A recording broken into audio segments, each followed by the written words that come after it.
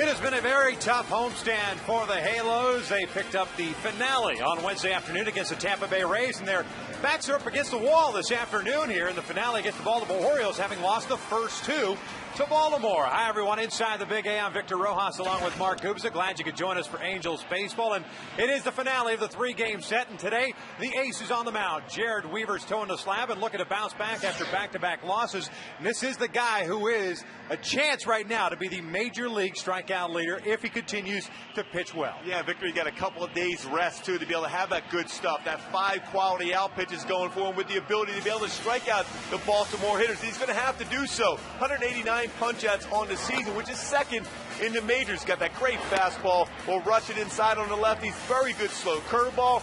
Changeup's fantastic, both lefties and righty, and the ability to be able to pitch deep in the ball games. So it's a lot of strikes, doesn't walk batters, and doesn't give up many hits. He just needs a little run support to go along with that great arsenal as far as striking out batters. You like the fact that he's getting the next couple of days off? I do like that. The fact is, he pitched 121 pitches against Kansas City just 3 starts ago, and of course you can see that fatigue set in at this point, the dog days of August. He hasn't really thrown that many pitches in innings like this at this time of the year. The ace of the staff gets a little regenerized and has a chance to go out there and dominate. All right, quickly, what does this offense need to do? 17 consecutive scoreless innings, the longest drought for this ball club. I think you got to simplify that approach. If you got a guy in scoring position, don't try to do too much. If the pitch is on the outer half of the plate, just drive the ball. The most important thing we always talked about as players, winning that last game of a series before, particularly before you go on a road trip. Get some good at-bats, get some key hits in the situation, give Jared Weaver some run support early on, and win this ball game. Oh, and Jared Weaver's on the mound. It's usually a battle of aces. Jeremy Guthrie, the right-hander out of Stanford University, is going for the Baltimore Orioles. Angels trying to salvage the finale. Sit back and relax. We've got lineups and first pitch on a beautiful afternoon for baseball coming up next.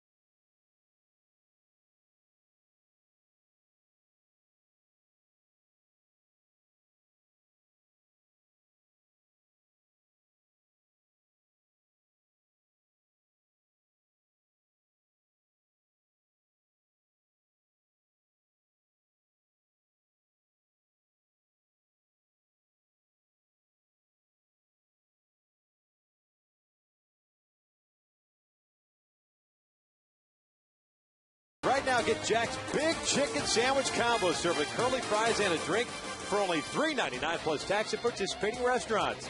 And by the Lexus Golden Opportunity Sales Event. It's here, but not forever. Now through September 7th at your local Lexus dealers. Well, unlike Wednesday afternoon, mild temperatures here in Southern California. It is a gorgeous day for baseball. I don't think a lot of folks will be hiding underneath the overhangs today like we saw in that game against the Tampa Bay Rays. Still flocking here to the Big A on Kaiser Family Sunday. The Halos have taken the field. This is the lineup that Buck Showalter will run out there this afternoon. The Orioles at 47 and 83 have Julio Lugo leading things off at second. Felix TA in left field. Nick Markakis is the right fielder. Luke Scott, the cleanup man and DH. Ty Wigginton drops down. He's at first base. Corey Patterson in center. Matt Wieters doing the catching. Cesar Astures at shortstop, and Josh Bell, the switch hitter, is at third base batting ninth. Taking on Jared Weaver, who Gooby, as we just talked about, looking to bounce back after a couple of tough outings. Yeah, the big thing, he didn't have quite that velocity on the fastball, and because he didn't have that, he didn't have his secondary pitches working as consistently. That breaking pitch in Minnesota, Valencia hit that ball out of the ballpark, wasn't able to get that pitch down. There's a couple extra days, though, should help that velocity and, of course, that overall demeanor on the mound that he has as far as being as competitive as any pitcher in the game. Let's take a look at the defense behind Jared Weaver in this afternoon's contest. Willis is in left, Borges in center, Torrey Hunter in right. Of course, the Angels defense is presented by Ram. Callaspo, Ibar, Kendrick, and Rivera with Mathis doing the catching today. Well, and Alberto Callaspo has played such a solid third base since coming over from the Royals. Good arm, strong arm. He even seems to throw some almost way behind third base across the diamond. He's going to have to make some of those plays. This Baltimore team is putting the ball in play consistently throughout these 5 games against the Angels this year. Oh, we saw a couple of miscues in last night's game, both defensively, mentally on the base paths, leading to the 5-0 shutout victory by Baltimore. Kevin Millwood picking up his 3rd win of the year. He's now 3-12. Scott Kazmir took the loss. Kazmir pitching into the 6th inning and running his record down to 8-12. Lugo steps in, and the first pitch is down low for ball 1. He was 1 for 5 last night. Getting the start once again at second base for the injured Brian Roberts. Left Friday's game with a sore left hip. Lugo hitting .252 with 17 runs batted in, 4 doubles, a couple of triples. The 1-0 pitch. That's down low, and it's 2 balls and no strikes. Mentioned that start against the Minnesota Twins 1 week ago today is when Weaver got that start at Target Field. Gave up 4 earned runs in 6 innings. As he falls behind here at 3 balls and no strikes. Prior to that, he took the loss against the Boston Red Sox, giving up 6 earned runs in 5 innings. So 10 earned runs over the last 11 innings for Jared. And there's a strike. Well, he's been so good at home this entire season. By the way, where did Lugo think that pitch was? I have no idea. Guess it doesn't count if it's right down the middle of the plate. 3-1. That's a walk. Leadoff man is on board.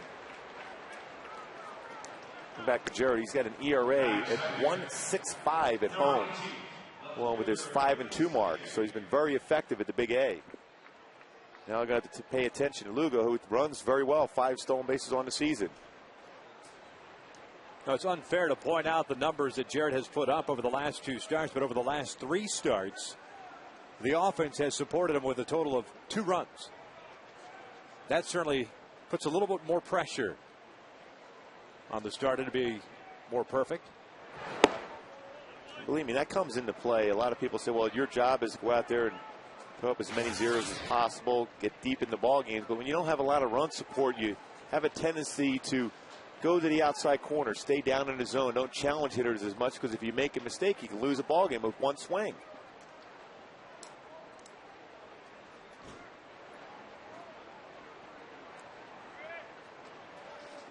Trying to keep Lugo close to the bag at first base. Lugo was caught stealing in last night's game. Bobby Wilson getting the start behind the plate. Mathis back there today. PA 0 for 7 in the series, hitting .293 on the year with 4 home runs and 15 runs batted in. 1-0. There's a strike.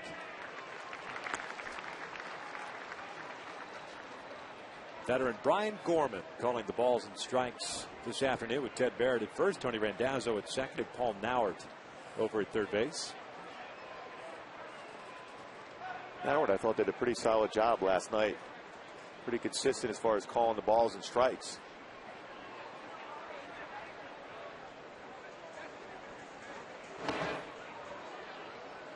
Lugo easily getting back there. Pointed out last night that the Orioles don't run a whole lot, just 60 stolen bases on the year. Lugo has 5, and he's been caught 7 times. Jared, while he's on the hill, has allowed 24 stolen bases against him. Because if he's tall and that high leg kick. Pierre takes a strike on the inside corner. Does not like the call as he backs out at the box. It's 1 ball, 2 strikes.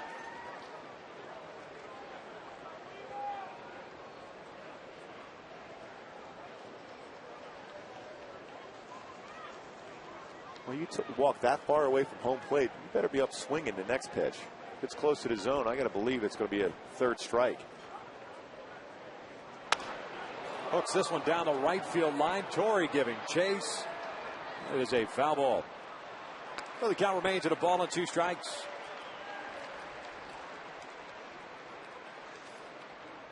The Angels with the loss last night remain 10.5 back, with Texas getting shut out last night 5-0 at the hands of the Oakland Athletics. They're back at it this afternoon in Arlington.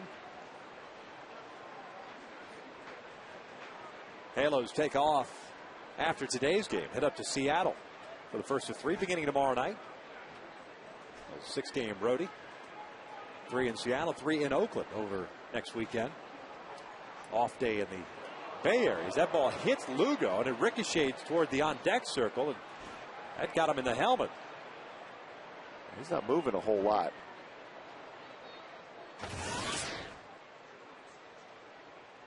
Jared has a very quick move.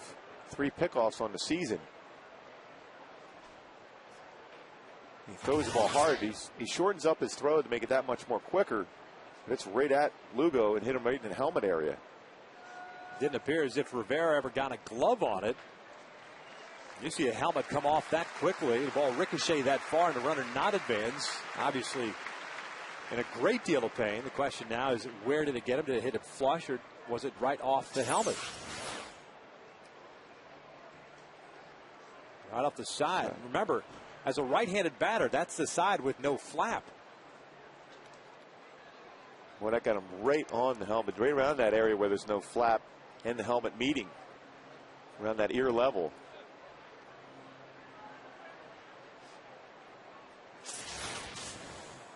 I mean, you might as well. That's as if just a standing target throwing a baseball at someone's skull. That's why a lot of times you see guys, when they go back feet first, they'll put their hand to cover that area where it's not protected. And when you're diving back, you have no chance to do that.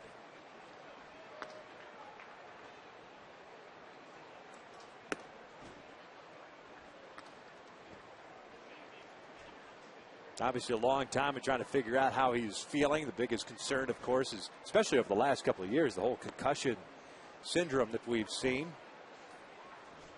It's Ryan Church, Justin Morneau, still not back in the lineup for the Twins. Jason Bay for the Mets. But Corey Koski, that was it for him. Member of the Twins.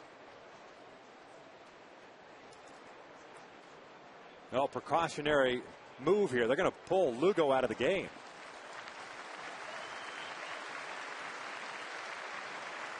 Probably the right decision. Absolutely. The way he was reacting.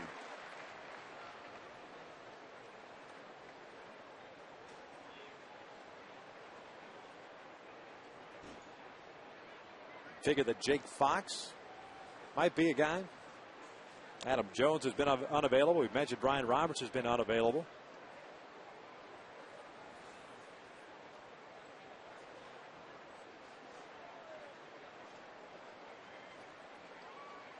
And it's Fox coming out.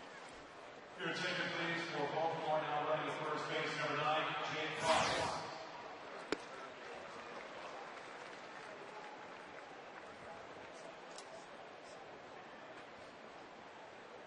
Perhaps move Josh Bell over to second base. We'll see how Buck Showalter plays it. But Jake Fox is the guy that's pinch running at first base for Julio Lugo, who was hit on a pickoff throw by Weaver. 1-2 count here on Felix PA, just underway here at the Big A. PA goes down swinging, and Fox will advance a second. It's a strikeout, the first out of the inning.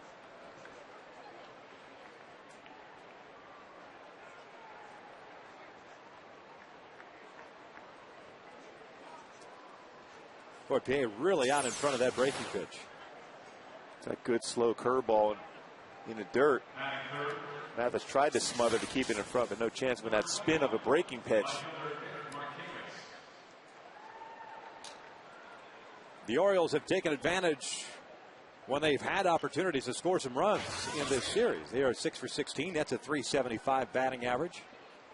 Nick Markakis, a guy who is a very good hitter, but only 45 runs batted in this year. Takes the breaking pitch inside.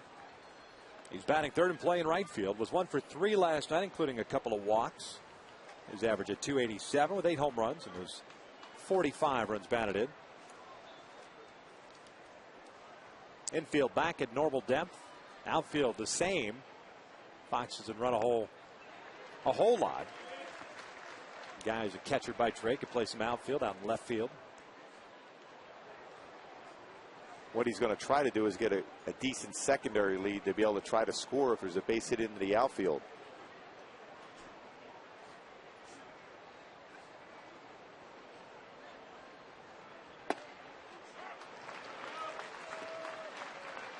And it's 1 ball, 2 strikes.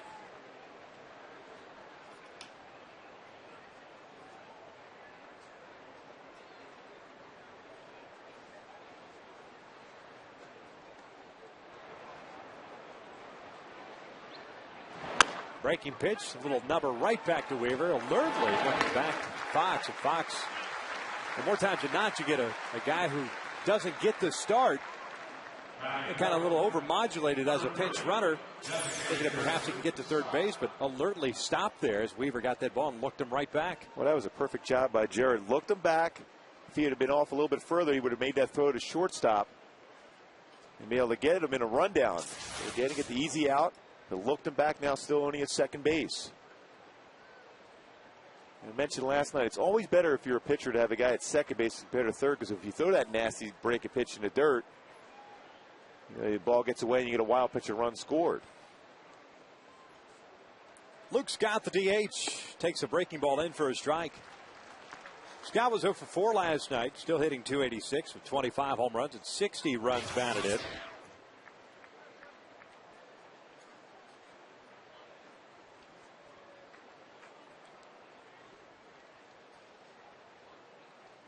.25 bombs he has this year, tying up for his career best. He had that last year with Baltimore and doing it in 128 games.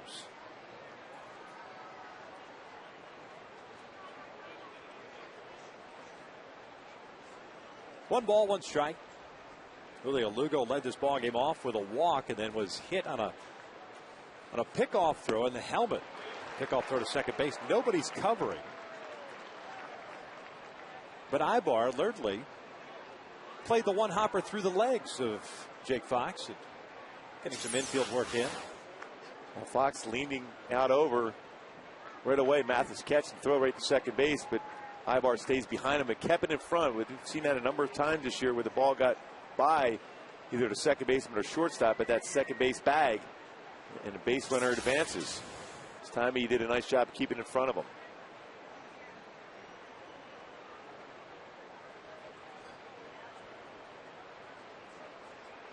Ibar playing almost up the middle because of Scott being pretty much a Deadpool hitter as he checked his swing there. Gorman says he went around and Mathis will tag him out. Scott's not happy about it.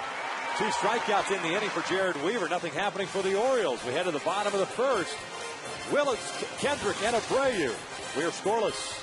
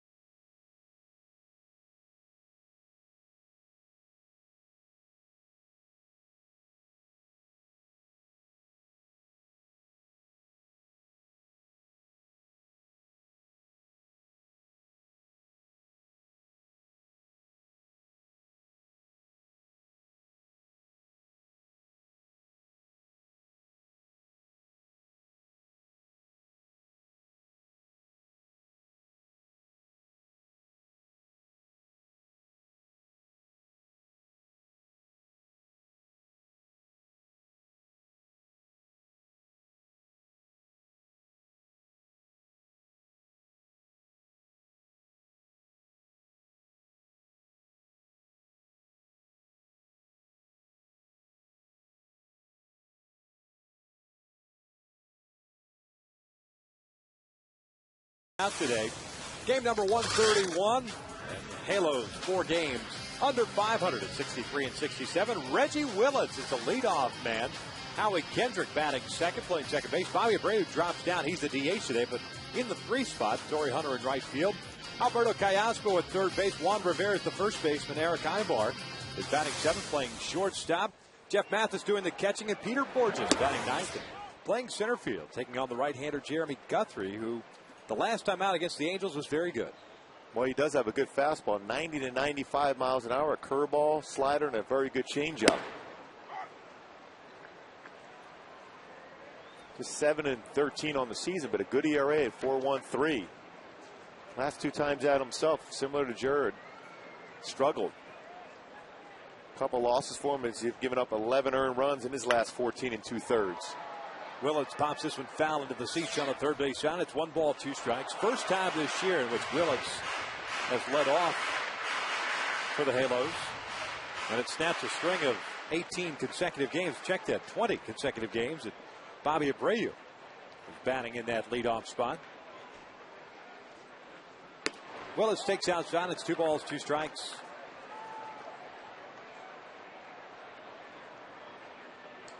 Reggie now the 5th guy that Mike Scioscia's had in that leadoff spot. Ibar, Abreu, Astures, Kendrick, and now Reggie. And he goes down swinging to start the bottom of the first inning. Guthrie picks up his first strikeout. Out number 1, and we'll look at the defense for the Baltimore Orioles. It's P.A., Patterson, and Markakis from left to right on the infield. A little bit of a shift with Lugo now out of the game. Bell and Astures on the left side. Wigginton, who was the first baseman, in second. Fox, the pinch runners at first, with Matt Wieters, the switch hitting catcher, behind the plate. Well, you mentioned Wigginton playing second base for him now. He's played third base, first base, DH'd. Now in that second base position, forced to be able to not only show some range, but also be able to turn a double play. And that's why his name really surfaced quite a bit around the July 31st non-waiver trade deadline, because of his ability to play multiple positions and the numbers that he has put up offensively. But you would think, just based on his MO, this is the guy that Buck Showalter is going to want to keep around as Kendrick fouls this one off to the right. Gives you so much flexibility because you can play a number of positions. You can rest some guys certain days of the week, but also keep his bat in the lineup. The guy with 20 home runs on the season, 63 RBI. 0-2 to Howie. He chases that slider. Jeremy Guthrie quickly. Back-to-back strikeouts to start the bottom of the first. A pretty good arm slot for that slider for Guthrie. When he gets underneath that pitch, that's when he hangs it over the plate. And that's what cost him his last 2 games, hanging a slider. But this time was perfect spot. Got on top of that pitch. Snapped it on the outside corner. Well, they got the start on August the 3rd against the Angels. Picked up the victory, allowing 3 earned runs in 7 innings.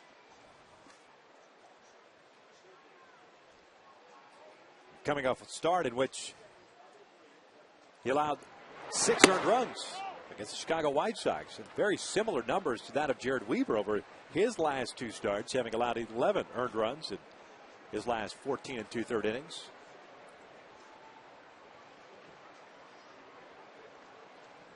Bobby takes a strike in at the knees, and it's 1 ball, 1 strike. Abreu 0 for 4 in last night's game. 1 for 17 on this homestand. That's a slap foul. And it's a 1 ball, 2 strike count. Been taking a lot of pitches. Man, he's a guy that very patient at the plate.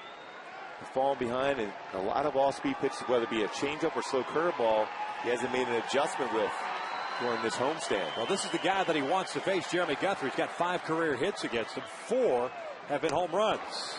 This time, he goes down swinging, and Jeremy Guthrie has struck out the side.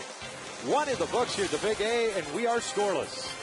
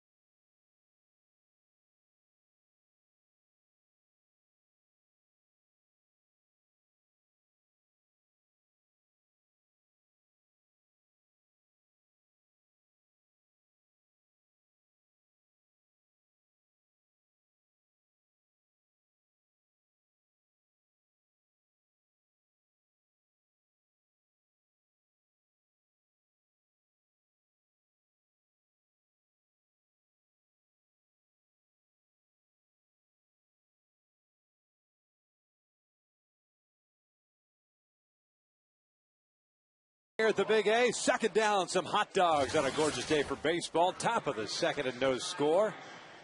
It is Kaiser Family Sunday here at the Big A. Kids will be running the bases a little bit later on. Looked like he had some carrots there, though, with it. It's called caloric balancing. Chase it down with the diet soda. Ty Wigginton leads things off, takes a breaking ball for a strike. It'll be Wigginton, Patterson, and Wieters here in the second inning for Baltimore. Jared with a couple of strikeouts himself in the first inning, also a walk. And he's ahead of the count at 0-2. Good sequence so far. Slow curve and then a fastball. So far, velocity's been okay for Jared. 89 to 91. He has one 92-mile-an-hour fastball so far today. Wigginton. It's a towering shot along the third base line. This will hook into the seats. Just out in front of that one. Count remains at 0-2. Wigginton was 1 for 5 in last night's game, hitting .250, 20 home runs, 63 RBIs you were talking about at the bottom of the inning. Well, Wigginton probably looking for whether it be a curveball or slider right now. Perfect time to throw that four-seam fastball right on the outside corner. Got him with a high fastball. Down goes Wigginton. Back-to-back punch-outs for Weaver. He's now matched Guthrie with the 3 strikeouts, and that'll bring up Corey Patterson.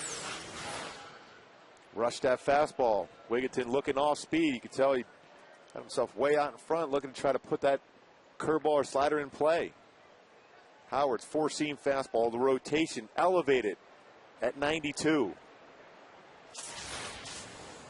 Patterson, the center fielder. Seeing some playing time because of the injury to Jones. Drops a beautiful bunt along the third base line. It's an infield base hit and more. And he looked like he rounded first to throw to first, and he is out. Patterson making the commitment to go to second base, changed his mind. That means he's a live runner.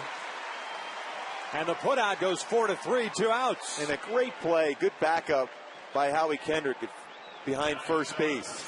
Talk about the fundamentals of the game. That's a perfect bunt. Callaspo probably should have held on to that baseball, but gets away. But Howie backing up, makes a strong throw, and throws it at Juan Rivera, get the out. And it's only a play at first base because of that move right there. He made the offer to go to second base, and that made him a live runner. If he just continues running up that line and looks over his right shoulder to find the baseball, it's just an infield base hit. That's what it goes down as.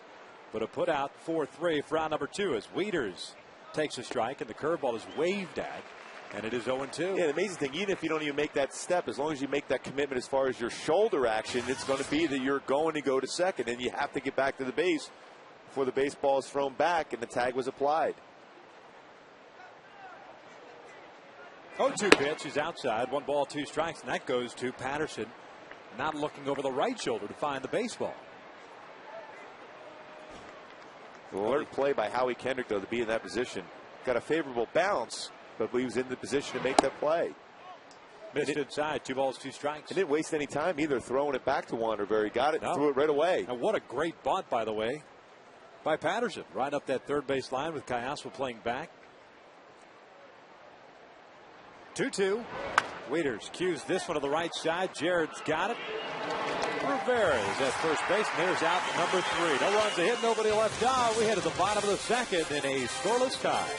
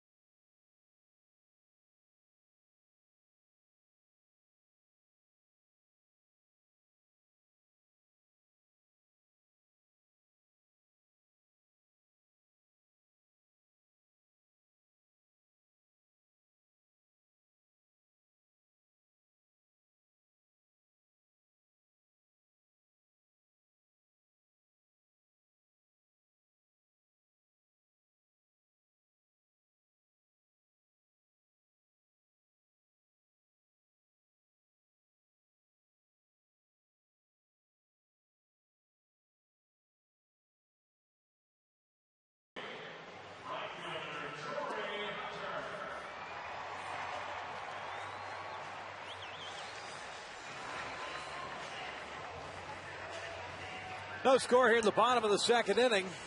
The Angels sending up Hunter, Castro, and Rivera gets Jeremy Guthrie, who struck out the side in the first inning. It's all downhill from that point forward.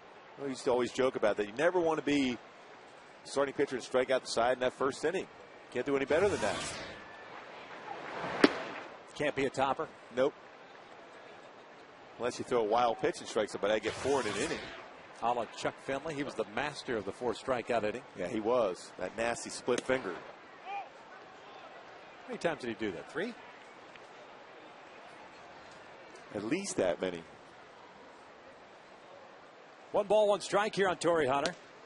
And it's 1-2. Torrey was 2 for 4 last night. His average is .292, 18 home runs, and 70 runs batted in.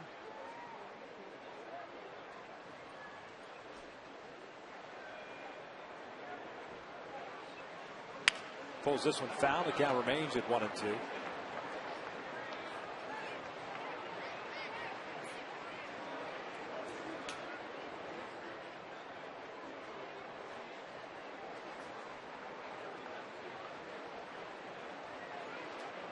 Chuck's done it 3 times. That pitch is outside. It's 2 balls, 2 strikes. May 12th of '99. He did it the same year on August 15th. And then did it for Cleveland on April 16th, 2000. This one over to the first base shot it into the seats. And the count remains 2 balls, 2 strikes.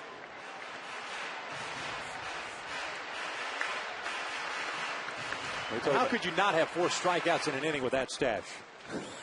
It's menacing. It is, no doubt. Talk about standing tall on the mound. He wasn't a guy that was use his legs all that much. Right over the top. Would have made that split finger fastball so effective.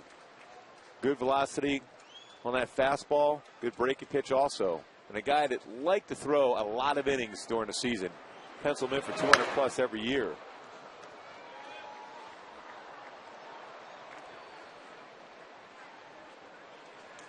Just by my quick glance through here, is the only guy to ever have done it 3 times in his career.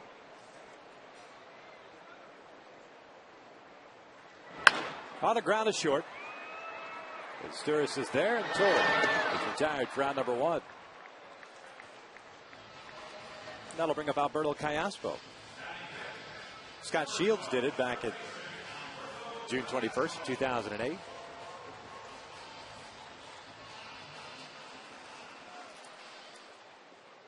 You ever have one? I was going to say, I don't think so. I didn't see on the list. No. Sorry. That's all right. Thanks for bringing it up, though. No problem. Castro, the proud owner of a 13-game hitting streak, takes down low. Hitting .291 overall with 9 home runs and 53 runs batted in. Extended that hitting streak to 13 last night with a base hit that came in the 6th inning. This one out to left, and Pierre shading his eyes. Make the catch for round number 2. Well, the offense continues to struggle with 17 straight scoreless innings.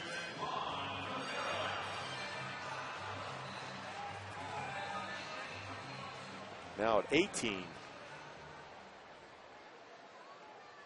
Well, just try to get up there, the same approach to the plate that you would normally have, and try to hit a ball 550 feet. Get a pitch you can drive, do some damage. Run the bases effectively, not out of control. The only run in which the Angels have scored in this series was in the first inning of Friday night's game, and that was courtesy of a balk by Brad Bergeson. 2 balks called on Bergeson in that game.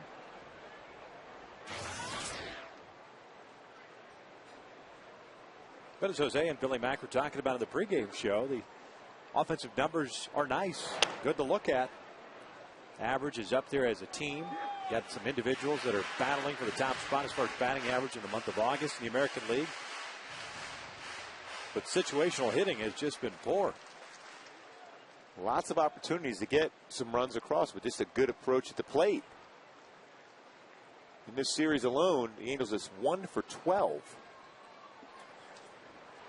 0-2 pitch is fouled off to the right. Remember Joe Carter would always hit about 220 to 240 range, but you look up and you have about 110, 120 RBIs every single season. It's not necessarily the batting average, it's what you do with runners in scoring position. He knew how to get that run across. That's the approach you have to take. 0-2-1. Fouled back.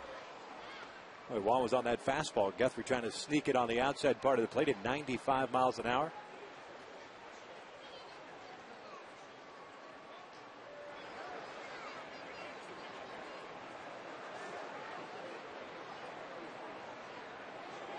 Rivera had the night off last night with Napoli getting to start at first base.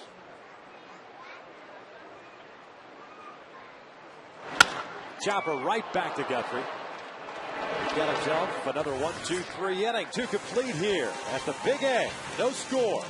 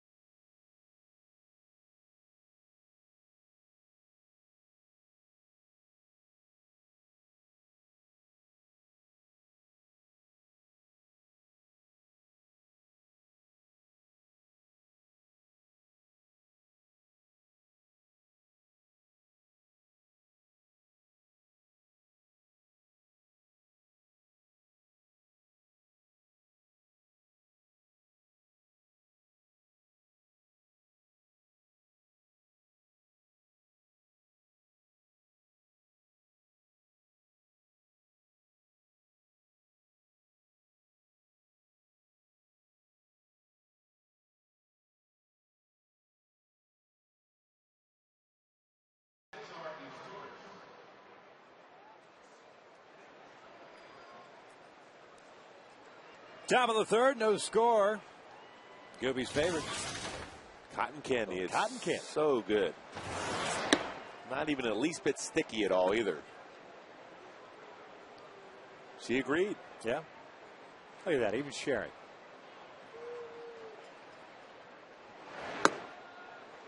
One ball, one strike here on Cesar Asturias, followed by Josh Bell, the Jake Fox.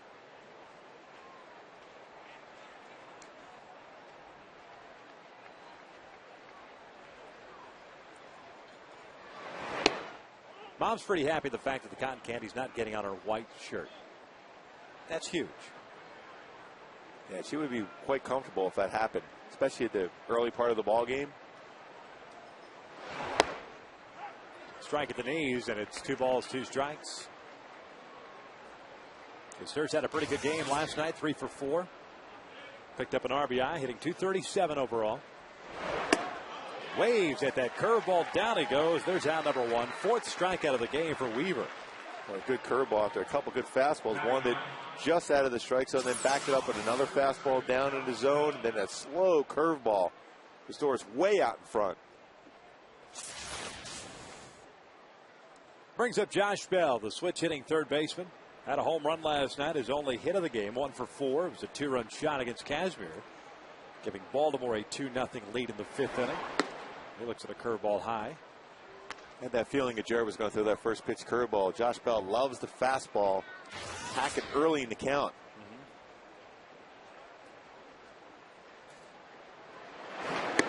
There's another one. That's a strike, and it's 1 ball, 1 strike.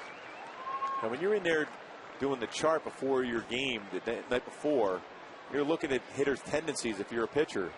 He's obviously recognized him swinging at that fastball all the time.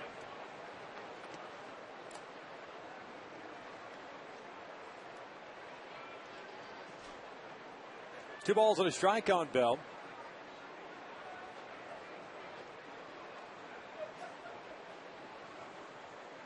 And Weaver's pitch. Right down the middle with a fastball. It is 2-2. There's a perfect example of pitching backwards. Looking for the off-speed pitch there. Sneaking that fastball in. Pulls this one, and Howie Kendrick does a nice job diving for that ball, and he retires Bell for out number 2. Well, very good defensive plays early in this game already for Howie. Backed up on the play on a bunt by Patterson, and showing great range here to the glove side. Diving into the outfield grass, getting up and making that throw to first to get the out. Slow curveball hit well by Bell. But Howie anticipating that. Shading more to the hole there and able to make that play.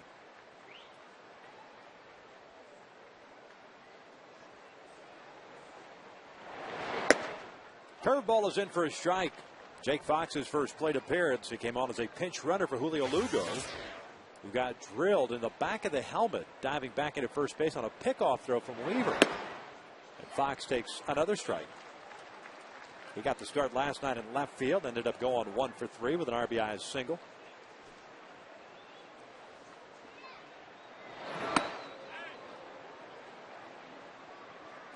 One ball, 2 strikes. We go back to that pickoff attempt in the first inning.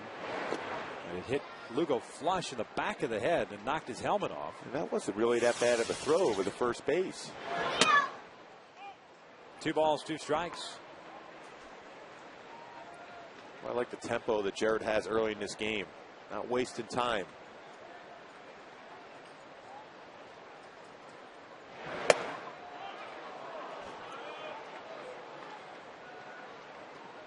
Well, a 4-seam fastball just missed, maybe off the outside corner. Maybe just a baseball length off the plate.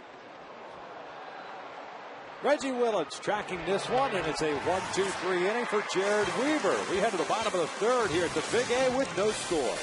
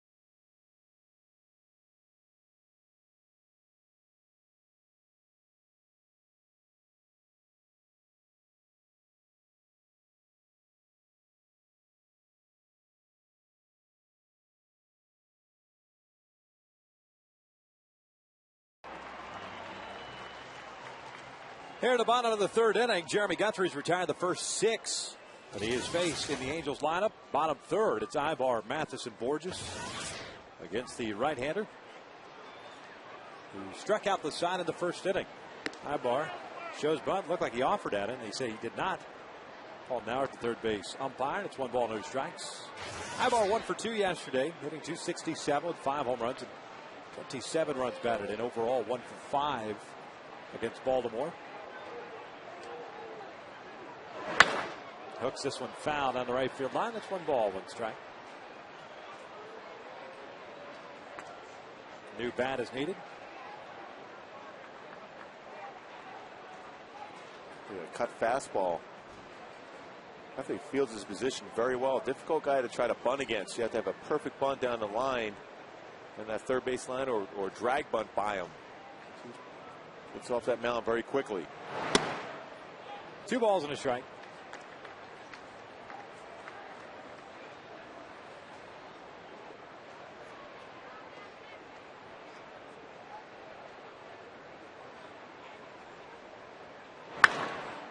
Ibar popping this one up on the infield. Fox is coming in, the first baseman. He'll put it away. There's out number 1. Brings up Jeff Mathis. Notice Mathis getting to start behind the plate today. Mike Napoli. There was a report last night that he was claimed on waivers. There's a report coming out of Boston that apparently says the Red Sox were the team that put a claim in on Mike Napoli. So the fact of the matter remains that if you're the Angels and Tony Ringus, that's his job, that's his forte. But if you just look at it on the surface, it is a very unsimilar situation to that of Brian Fuentes. Brian Fuentes was a free agent to be, had close to $2 million left on his contract. They were able to get a minor league player in return eventually, as that player to be named later. Whereas Mike is under team control for 2 more years. Mathis putting this ball on the ground, and his career is coming in for out number 2. That being said, with the value that Mike Napoli has built up for him and the Angels over the last 3 years, 61 home runs, a guy who can catch, play some first base, you would think that the Angels, if they're going to move him, their best opportunity to get a good return would be in the offseason. Otherwise, you'd probably be getting guys that are not on the 40-man roster for Boston, because whoever's on that 40-man roster for Boston that you want to go and get, they'd have to clear waivers in order for a trade to be consummated. That's why I don't think there's any chance that a deal is going to happen right now for involving Mike Napoli. And you mentioned that under control for a couple more years. And that's such an important aspect for a club to have. You can control salaries at that point. And if you are going to move him during the wintertime, you would definitely believe there'd be a number of clubs that would be interested in getting and acquiring Mike Napoli. And, of course, you would get something in return of significance. Moore just dribbling this one up the third base line, and it goes foul. Bell picks it up in foul territory. It's 1 ball, 2 strikes. That's why it's not as easy as everyone thinks during this time of the year to be able to pull off a deal of any kind of magnitude, because a player, if you're going to get a major leaguer, he has to go through and clear waivers himself. Right. And more times than not, the moves that get made in the month of August are to unload or take some money off the books or shift some money over and look forward to getting some future players in return. Now, that being said, the Boston Red Sox could say, we'll give you our first and second best prospects that are not on the 40-man roster in exchange, and the Angels could say, okay, we'll do that. That helps fill the void. As this one's past the diving Wigginton, it's a 2-out base hit, and the first base runner for the Angels here comes in the 3rd inning. And an organization like the Red Sox certainly has a ton of talent.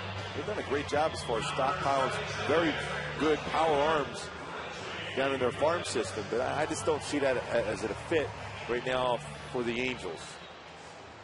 But again, we keep talking about guys being claimed on waivers. Pretty much every single player on that 25-man roster is on the waivers right now. Some will clear, some will be claimed. Doesn't mean a deal is imminent at all.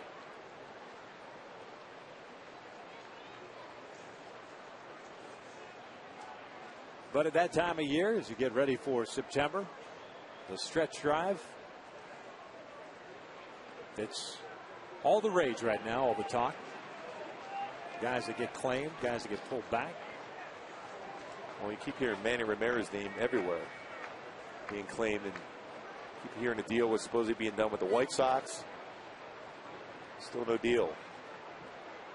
Reggie tries to bunt, the bunt's a foul. No balls on a strike. Willits went down swinging in the 1st inning.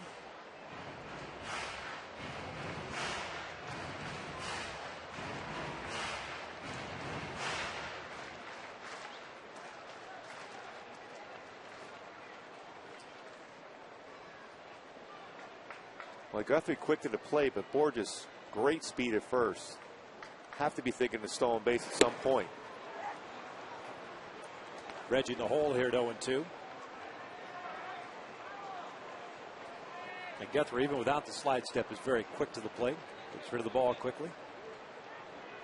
Very athletic. Fields his position well. A good quick pickoff move. And exceptionally quick to the plate.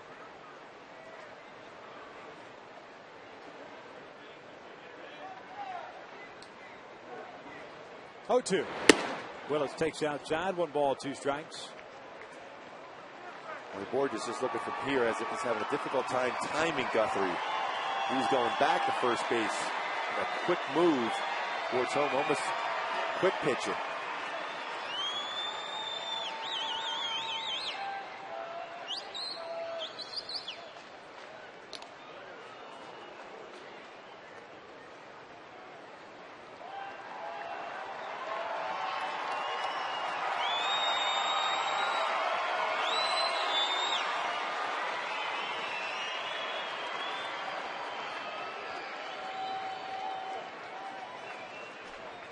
Pretty good lead for Borges over at first base. He does not go, and the 1-2 is a called strike 3.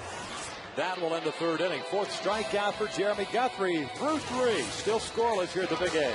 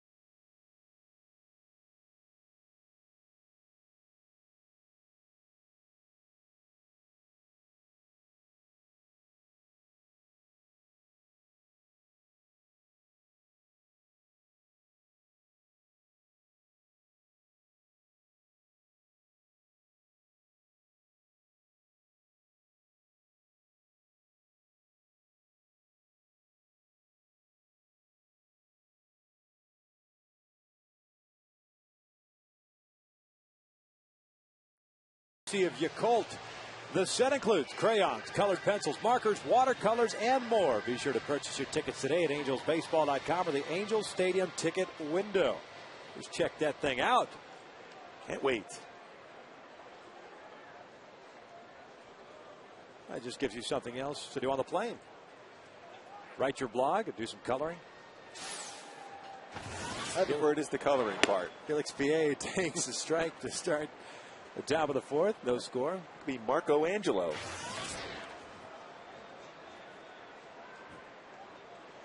Pierre, strikeout victim in the 1st. 1 of 4 punch outs for Weaver.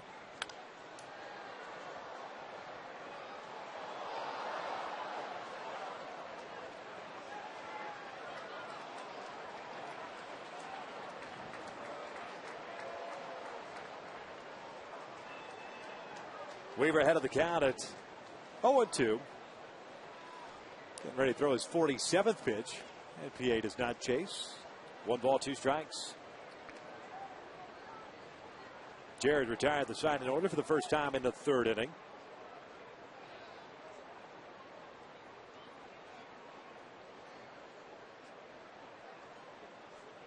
And he gets PA again with that breaking pitch. Down he goes for out number 1.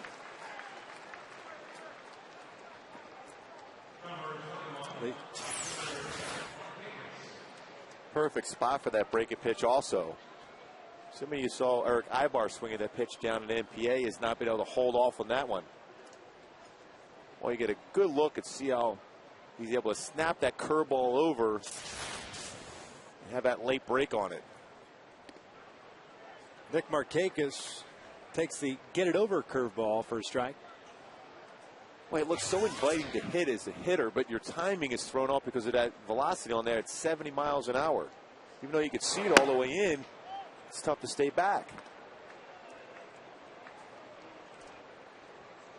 Markakis cued one back to Weaver in the 1st inning, so he's 0 for 1. Curveball looped in the air to shallow left. Here comes Reggie. 2 outs.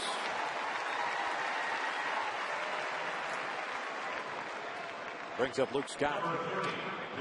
A lot of times when you see a hitter hit off the end of the bat like that the other way, chances are that ball is going to fall in. Reggie got a good first step and made that play.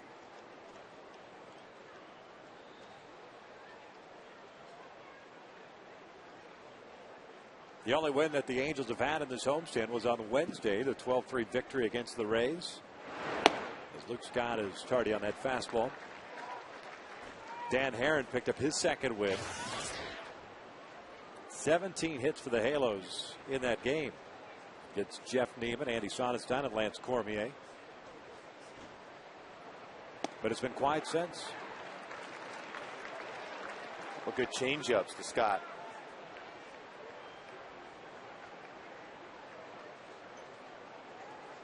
Scott was a strikeout victim in the first inning on a check swing. Missed inside. 1 ball, 2 strikes. Good idea, though, to come in with that 2-seam fastball. Especially after a couple change-ups. Try to run it back in the inside corner off that left hip.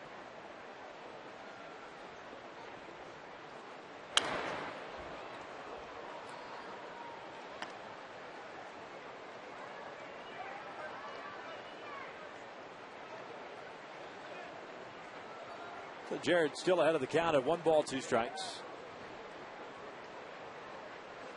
Bottom of the inning, Kendrick, Abreu, and Hunter, 2, 3, and 4 against Guthrie. Scott goes down swinging. Second time tonight. And it's strikeout number 6 for Weaver. Into the bottom of the 4th with no score.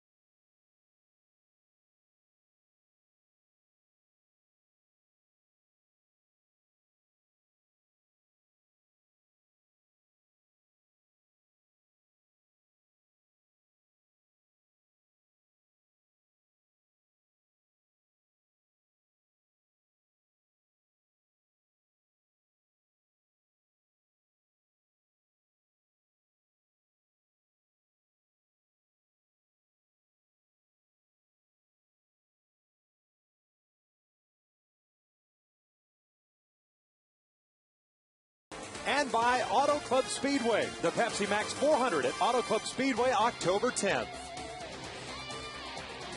Back out here at the Big A, bottom of the 4th inning. Somebody's got to care for the rally monkey. Safety first. Definitely got to protect the rally monkey. Just about that feeding time. Howie Kendrick to lead things off. Swings the first pitch and fouls it back. Howie was a strikeout victim in the first inning, so he's 0 for 1.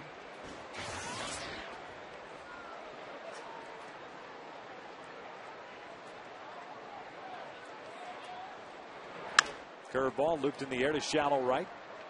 Markakis comes in a couple of steps, puts it away, and there's out number 1.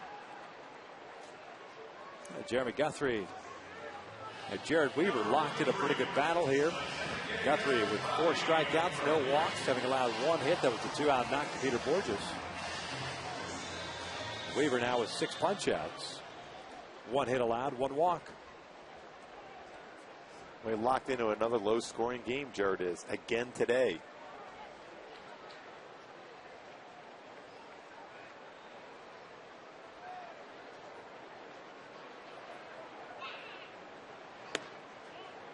The first pitch fastball is down and away. Bobby struck out on the first. He's 0 for 1.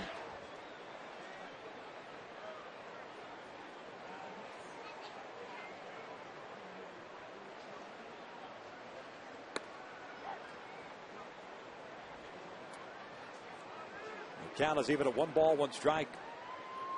Jeremy Guthrie's had an interesting career at the BYU. For his freshman year, then went on a 2-year Mormon mission. Came back to the States. Went to Stanford in 2000. The Cleveland Indians liked him, so they drafted him. Then they stopped liking him, put him on waivers, and the Baltimore Orioles picked him up in 2007. Went 7-5 in his first year in Baltimore in 07, 10-12 in 08, and then last year 10-17. An ERA just north of 5 as Bobby takes a strike. He didn't like it. It's full count. Well, when you look at his mechanics, a guy that throws a lot of strikes and he stays down in the strike zone very well with good velocity on that fastball, you have to like him if you're Baltimore. He does have a tendency to make some mistakes on the slider at times. Other than that, when you're down in the strike zone, you're going to get a lot of ground balls. Bobby out to left. Struck well, but Pierre got a good jump on it. He'll make the catch near his waist for the second out of the inning. Hey, folks, on Saturday, September the 12th, join the Angels for the annual Salute to Kids Day. Upon entry, Mark Guthrie's might actually be standing there saluting you, but all kids ages 2 to 18 in attendance will receive a free Angels reminder binder, courtesy of Union Bank. To purchase tickets or for more information to salute the kids, just visit angelsbaseball.com. That's against the Seattle Mariners at 12:35 start. Torrey Hunter takes outside. I can't wait to do that. You going to hang down there by the gates? And salute the kids.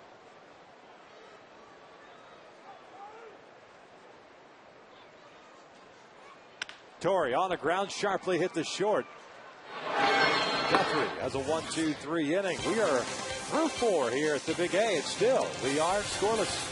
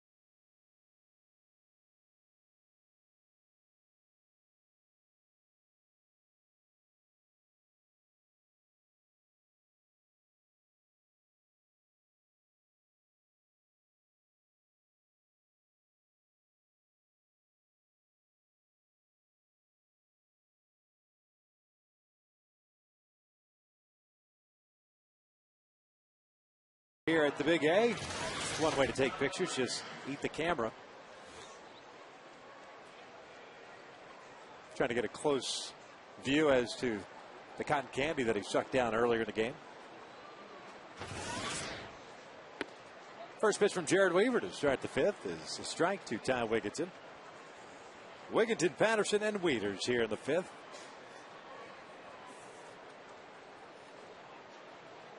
Wigginton, a strikeout victim his first time up. And just like the first time up, he's in the hole at 0-2. Similar approach, a couple slow pitches, one a curveball, the next one a slider. Try to elevate that fastball once again.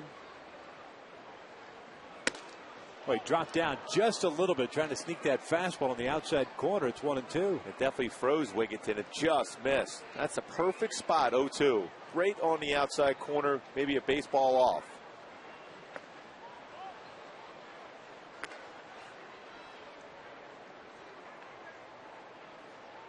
So often you hear that 0-2 pitch, throw up and in, knock the batter down. I think it's a better pitch 0-1 than 0-2. That's why that fastball just off the corner makes a hitter think something different.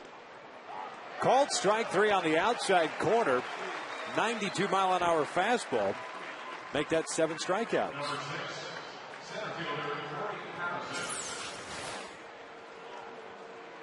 Well, you're talking about hitting the outside corner, hitting that glove. Early on in this game, Jeff Mathis, Jared Weaver just in sync as far as how they're approaching the Oriole hitters, setting them up. Patterson trying to bunt his way on once again. Comes up empty, and it's no balls at his strike.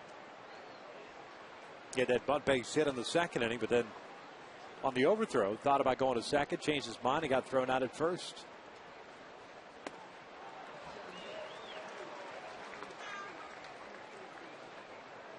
Seventh time in the game in which Jared Weaver's had an 0-2 count.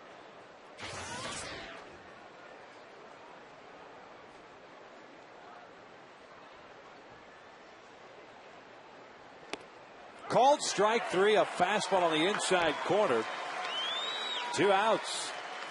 Well, if you're sitting at home and you're watching how to set up a hitter, well, that's exactly what you try to do. A couple breaking pitches in that 2-seam fastball that looks like it's going to be a ball if you're a left-handed batter, but it runs in and catches a lot of the plate.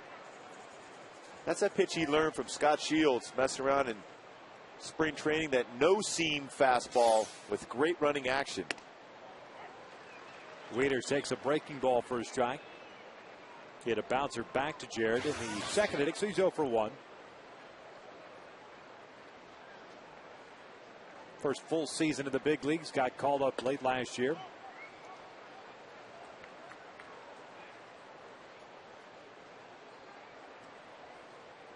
Hitting .244 coming to this one with 10 home runs and 43 runs batted in. Another guy in which the Orioles are building around to go with a couple of veterans as he gets jammed here and floats one out to shallow center field. Ibar giving chase. Gorgeous. Nobody can get it. It falls in for a hit.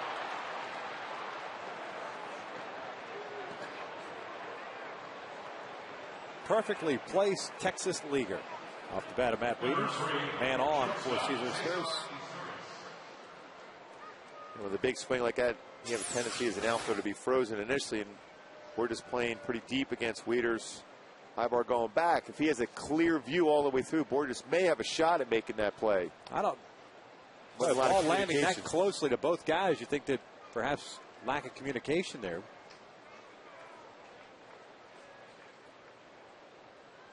But as it goes, it's a 2-out knock, and here's Sturz. He was a strikeout victim in the third.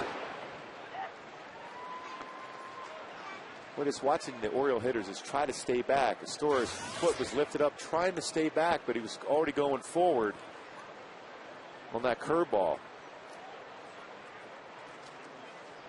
Jared's been so good. He started out the first 3 batters, ball 1, but since that point, 13 in the next 14 batters, first pitch strike.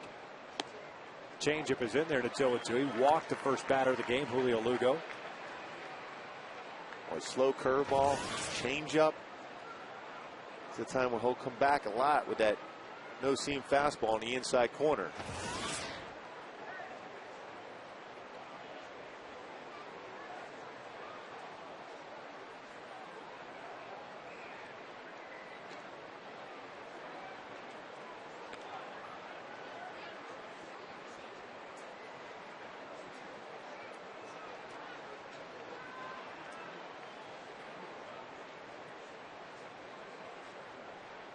No balls, 2 strikes. And he goes down swinging for the second time of the game. Strikeout number 9 for Jared Weaver, essentially striking out the side with a base hit sandwiched in between. We head to the bottom of the 5th, still no score.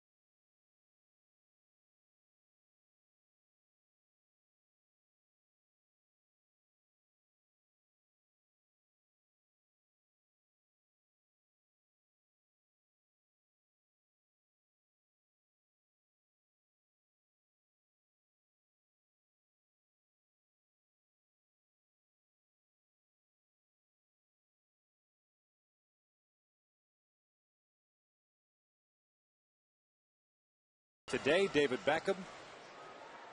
Chef Ramsay's also here. He of the very, very popular Hell's Kitchen. Wasn't he on The Apprentice, Celebrity Apprentice also? As he may have been. I love that show, Hell's Kitchen. Now it's gone.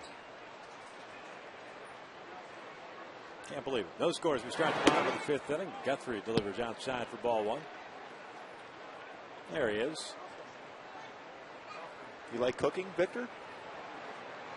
No, I just like the way he is on that show. He's a happy-go-lucky guy, Oh, isn't he? yeah.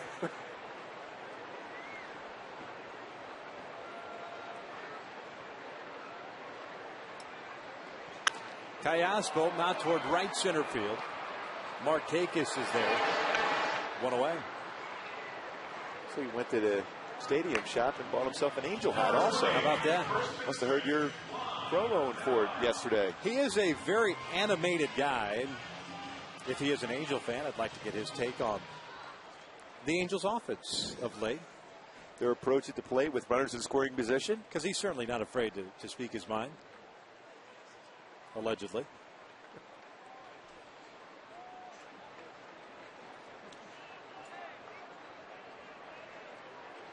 Juan Rivera hitting one out toward deep left field, playable for PA. 2 outs.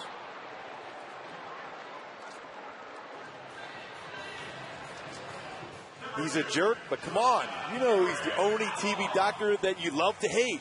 House. Make your appointment tonight at 8 and 9 right here on My 13. And I'm not talking about you, Victor. I hate that guy. I love to hate that guy. Man. You sold me. I'm setting my DVR right now. You're just going to fly tomorrow to Seattle instead of with the club tonight? Yeah, I'm going to stay tonight. Is that all right? That's all right. I'll miss you. Now you'll have that coloring set on the plane. Ivar That'll help me get me by. Ivar with a 1-ball, 1-strike count. He popped out his first time. I'll draw you a picture, don't worry. Hey, and no stick figures this time, all right? Let's add some depth, some two-dimensional figures. I'm good at that. Come on. Takes talent.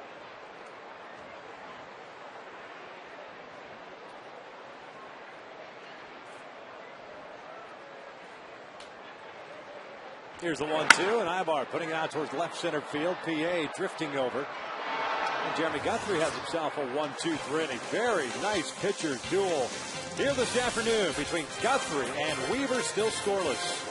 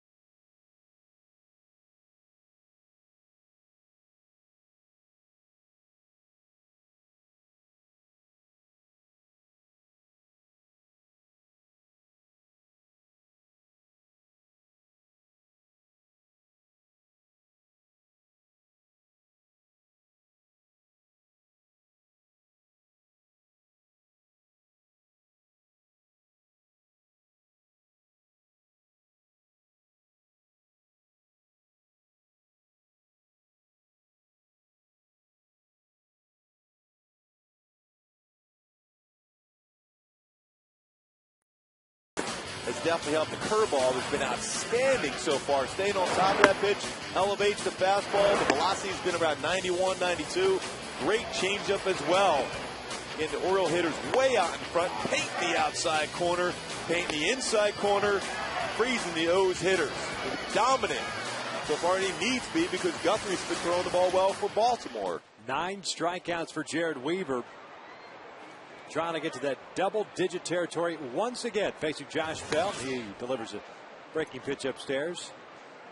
Weaver, the first Angel pitcher with 4 of 11 or more strikeouts in one season. Got 4 games so far as Bell waves at that one. The last one he had was against Kansas City on August the 11th. Struck out 11 Rockies on June 25th, 11 Cubs on June 19th, and 12 Rays back on May the 12th. And the way he's been going so far, including the 3 punch-outs he had in the 5th inning, he might blow right past that 12, and that's his career high.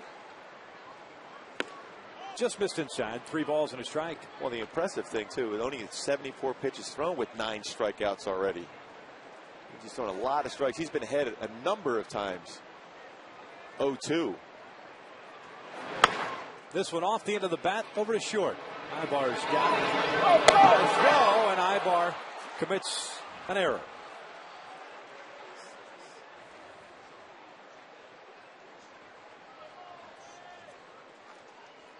Well, Eric has gotten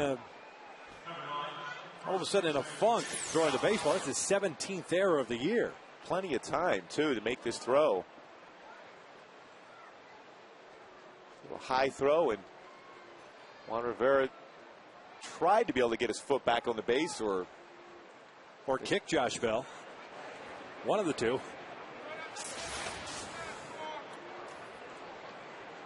So the leadoff man is on board for Jake Fox.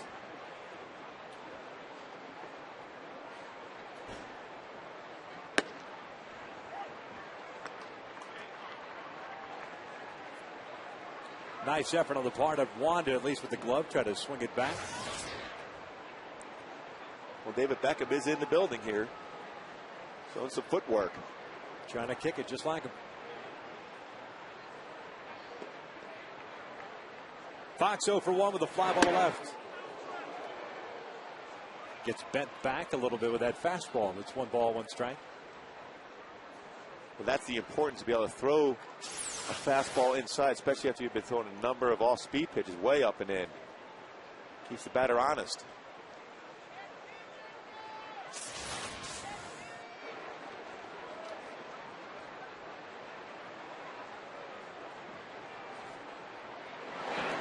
Curveball's fouled back just below us.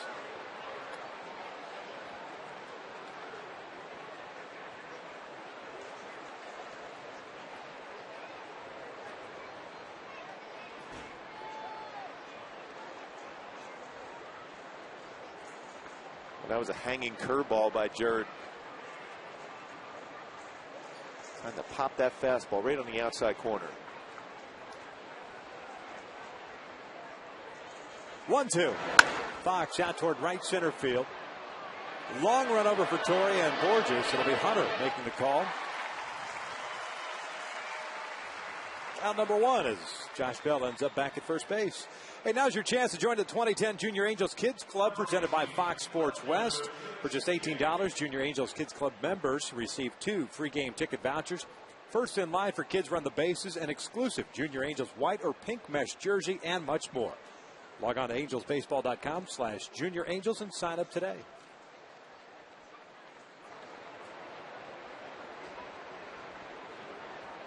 One out, one on for Felix Piet. Twice a strikeout victim. Both on that slow breaking ball. That's 0-1.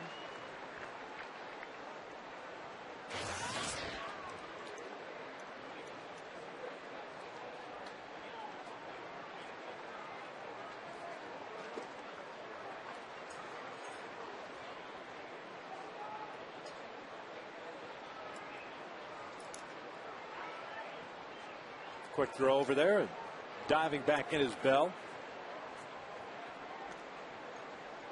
Boy, Felix Piet was a highly talented prospect coming up through the Chicago Cubs system, native of the Dominican Republic. Put up good numbers down in the minor leagues. Got to the big leagues, played 87 games in 07 for the Cubs and hit .215. I remember Takes a being strike at here. spring training one year in Mesa. They talked about this kid as he was going to be some kind of player. Right? He could run, had some power, held a lot of ground in the outfield. Didn't like that call. It's about the second time today he's walked away from the batter's box on a borderline pitch.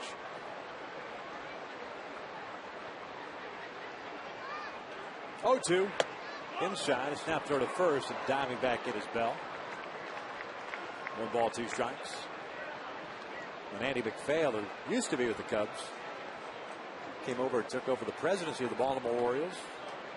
Ended up getting PA in a trade from Chicago in exchange for Garrett Olson and Henry Williamson.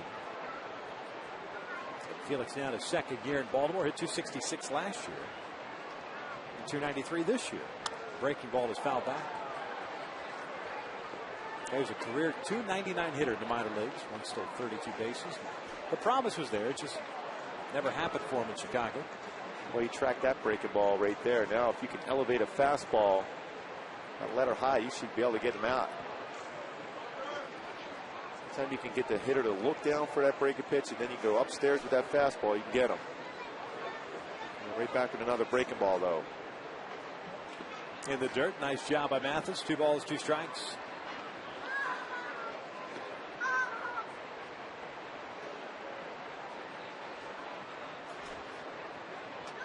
Boy, at the time, too, the Cubs have been just looking for a center fielder to be the guy. They thought that he was going to be it. Perhaps the pressure. Playing every single day, during the day for the most part. In the Windy City. 2-2. Rips this one out to right. Torrey got a beat on it. Makes the catch. Drops.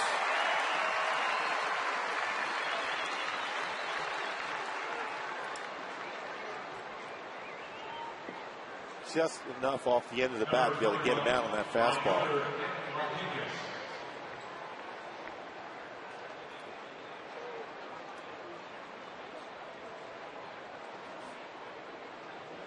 So now Weaver faces Nick Markakis with 2 outs and a man at first. Markakis is 0 for 2. Come back into Weaver, hit a fly ball to left in the 4th inning.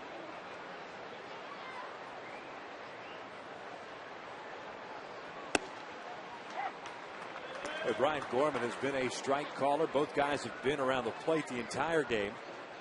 Weaver and Jeremy Guthrie for Baltimore. Both pitches work very quickly also.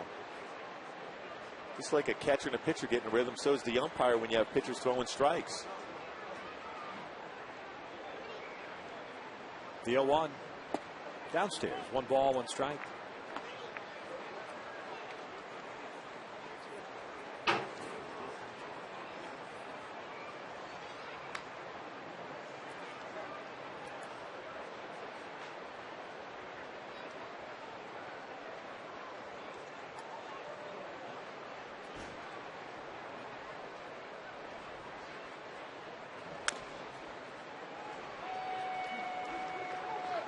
Markakis certainly has looked just frustrated at the plate today against Weaver. A lot of off-speed stuff. That slow curveball, the changeup's been very effective against him. He's a guy that has great doubles power. Gap-type hitter on the fastball. 39 doubles on the season. He's having a tough time staying back, keeping his hands quiet as the off-speed pitch is coming. I'll throw over the first base now just to make sure Bell's aware of the situation there. Just to keep him close. Not necessarily a stolen base threat.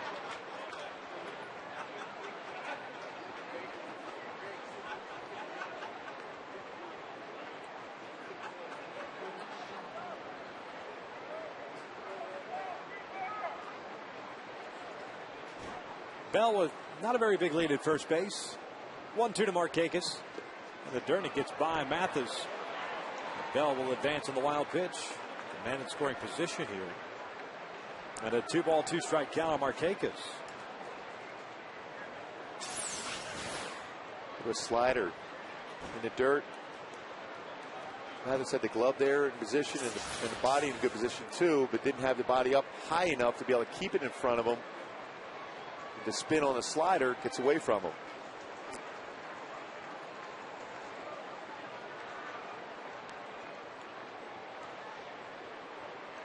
Second time in a game in which the Orioles have had a man in scoring position. Jake Fox, the pinch runner, was there in the first inning. Advancing also on the wild pitch.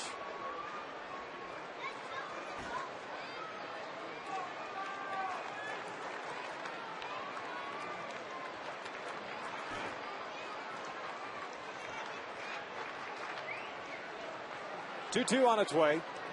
Markakis out towards shallow center field. That's going to fall for a hit. Borges plays it on one hop to throw home. And Bell is out at the plate. Almost incidental contact between Mathis and Bell as he was sliding in. And Buck Showalter is going to come out to argue.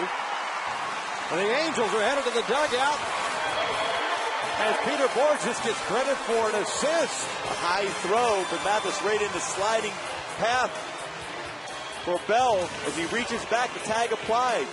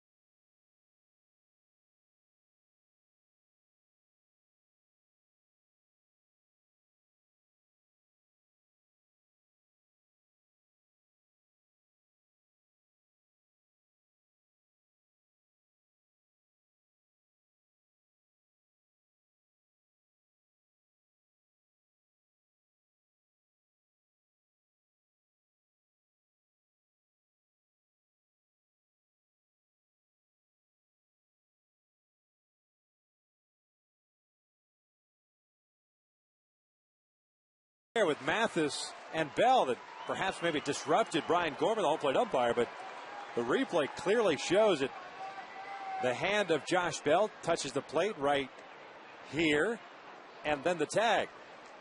But the Angels will take it. Maybe that break finally. Mathis on the first pitch gets dusted here on a fastball up and in from Guthrie. Dropped the elbow, ran it inside. 1-0 upstairs, 2 balls and no strikes. Mathis, Borges, and Willits 8, 9, and 1 against Jeremy Guthrie. Has 4 strikeouts, no walks, and 1 hit allowed.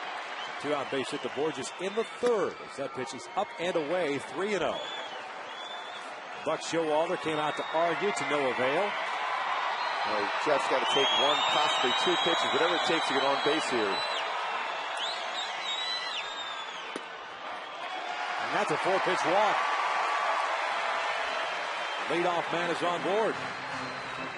That's a first in this game.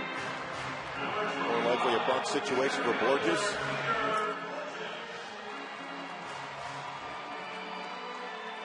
Although not out of the realm of possibility, Mike Scioscia will put a hit and run on here.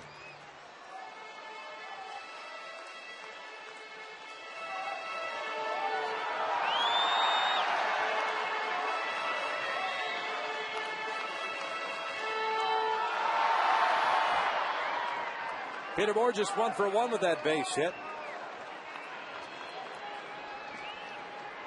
Bell, the third baseman, in on the grass.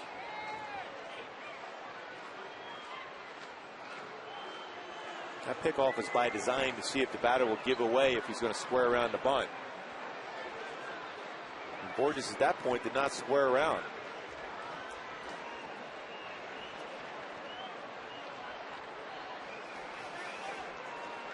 Joe's bunt pushes it to the second base area.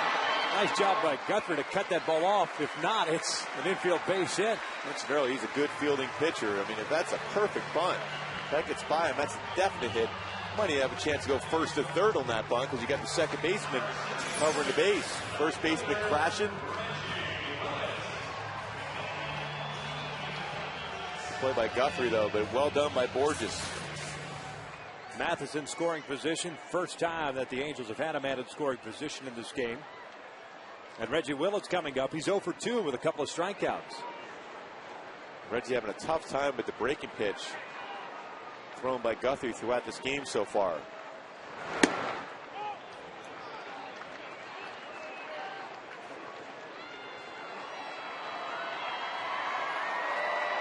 Guthrie really has not been locating the fastball that well here in the 6th inning, unlike the previous 5.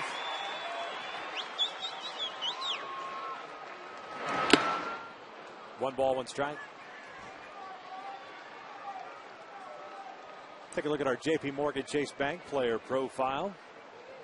He's 29 years of age, born in Chickasha, Oklahoma. Making his first start in the leadoff spot this season, this afternoon.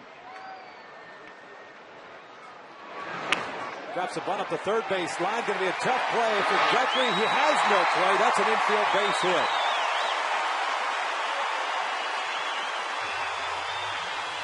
Even if he lets Bell pick up that bunt, they have no play at first. No chance. Once Reggie put that bunt down the third base line, that was going to be a base hit. Reggie batting left-handed, gets down the line quickly that way.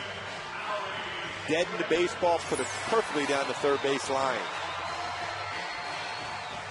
Well, his foot was dangerously close to that plate.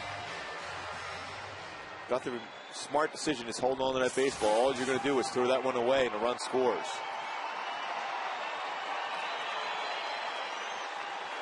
Here's Howie Kendrick. 1 out, 2 on. Takes a fastball just in off the plate for ball 1. Howie in this one has struck out and hit a fly ball to right.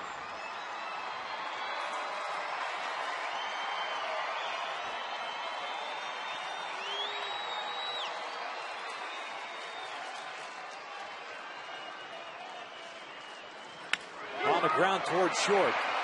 This steers to Wigginton on the first double play. And the Angels' struggles with men in scoring position continue. They leave a man at third base. We are through 6 and still scoreless.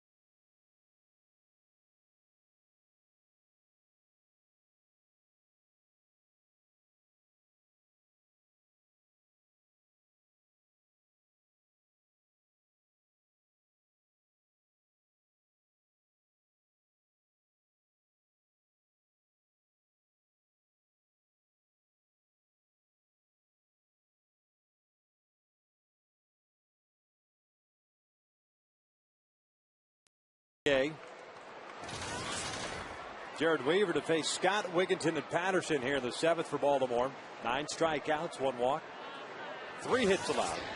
Luke Scott 0 for 2 with a couple of punch outs.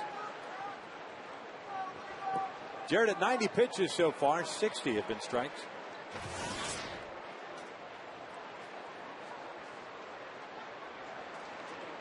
And the first one to Scott is a breaking ball in there for a strike. Well, what a great curveball Jared has had throughout this entire game.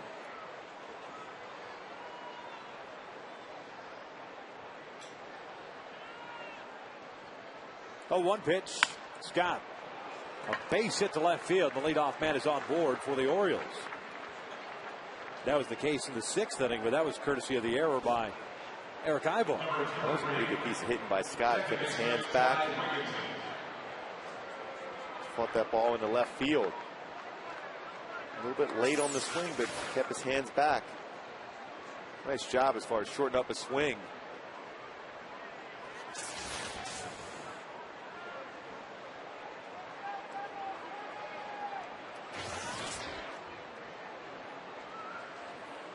Ty Wigginton 0 for 2 with a couple of strikeouts himself.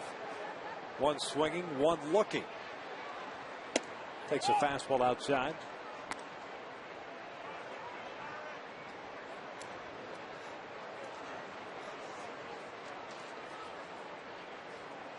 Scott doesn't run a whole lot, but maybe considering the way this game is going, the Buck Showalter starts him. A little hit and run type of situation. Here's the one.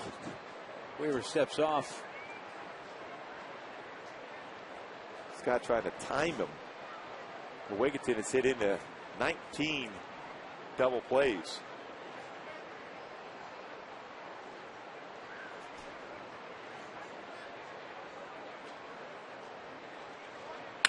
This one out toward deep left center field.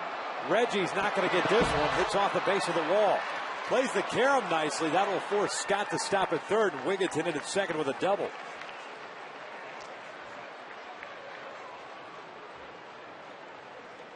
'24th double of the year for Wigginton. 2-minute scoring position for the Orioles, with nobody out, and Corey Patterson coming up. Well, a fastball that was up and out over the plate.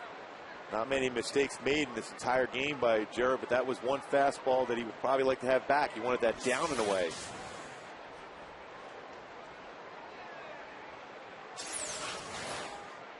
Boy, perfect pitch to be able to drive, and Wigginton did not miss that.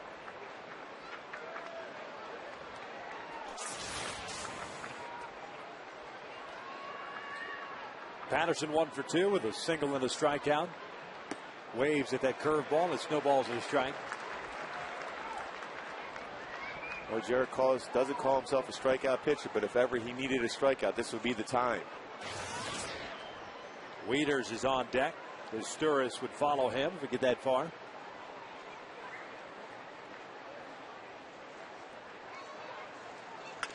Jam shot over to Rivera. They're calling that a foul ball. And it snowballs 2 strikes. Brian Gorman, the whole plate umpire, saying that ball hit off of Patterson.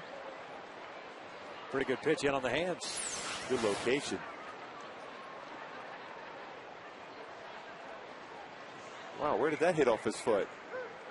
Unless it hit off his knee. He sold it. Got him. Down goes Patterson. It doesn't matter. There's out number 1.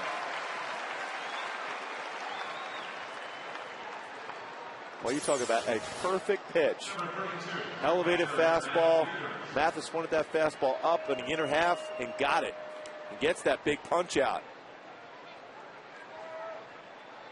Great location. It looks inviting if you're a hitter, but there's no way you can catch up to that. Here's Wieters, the switch hitter. Had a base hit his last time up. Weaver now with 10 strikeouts. Infield still in. That's fouled back to the left.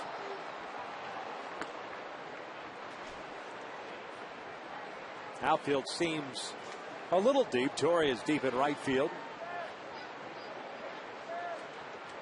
We've got Scott and Wigginton, although pretty good base runners, meaning they know how to run the bases, not the quickest of guys.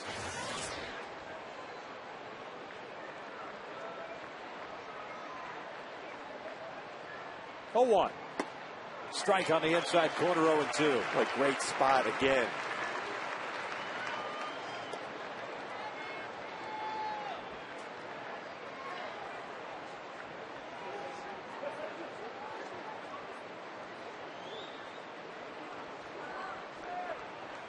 Scott had that leadoff base hit. Wigginton with a double. He's at second.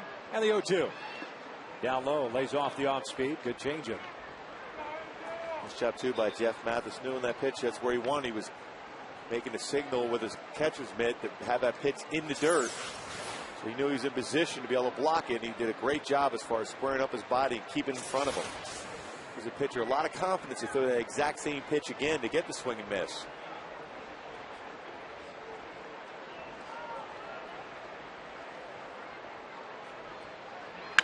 Wieters out toward left. Deep enough to score a run. Scott is tagging. The throw comes into third, and the Orioles have a 1-0 lead.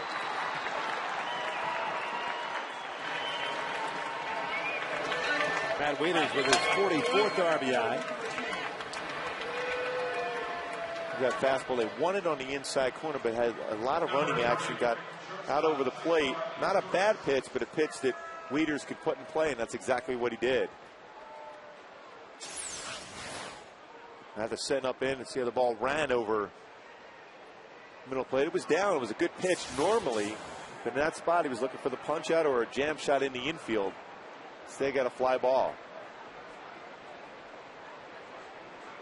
So 2 outs. Wigginton still at second. Astures pops it up here on the first base side. They'll hook into the seats. It was 0-1 on the switch hitting shortstop, who's 0 for 2 today. A couple of strikeouts himself. It just compounds the issue as far as situational hitting for the Angels with first and third and 1 out in the bottom of the 6th inning. Instead playing ahead, keeping it a scoreless tie, now falling behind 1-0. 0-1 pitch. Astures on the ground to second. Howie's got it. That will end the top of the 7th inning, but the Orioles strike first in this one. They get a run and a couple of hits. Matt Wieters with the sac fly. 7th inning stretch time here at the Big A. Baltimore leads it by the score of 1-0.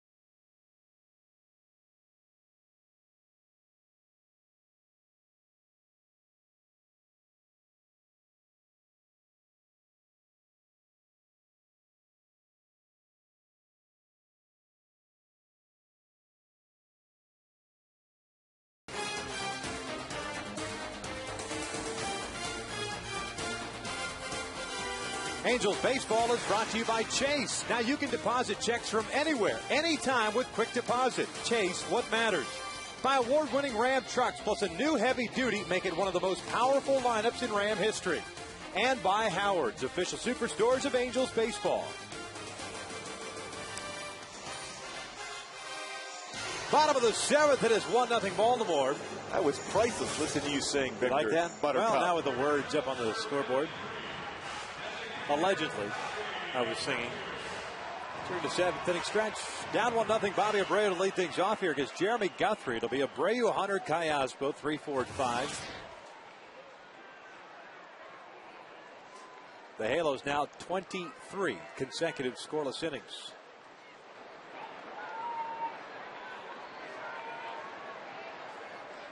Bobby in this one 0 for 2 with a strikeout and a fly ball to left. Guthrie delivers strike one. Boy, Guthrie, he threw some 2 quality pitches against Howie. The first pitch to get that double play off the inside corner, then ran another fastball inside to get that double play. So he's been in sync with Wieters himself the whole game. Fox has got it, waves off Guthrie and Bobby Abreu. And his tough homestand continues. First down here in the seventh. Leadoff man is retired as Torrey Hunter comes up now.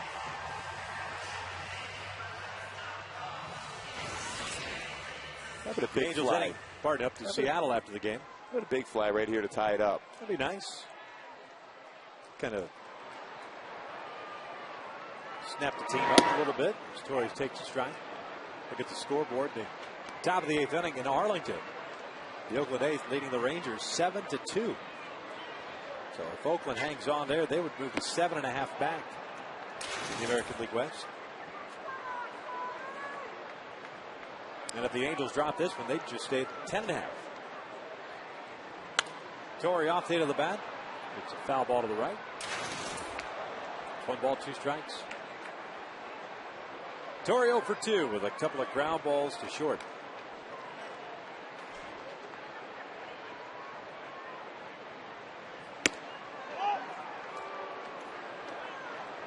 Guthrie's only thrown 77 pitches thus far, 50 for strikes.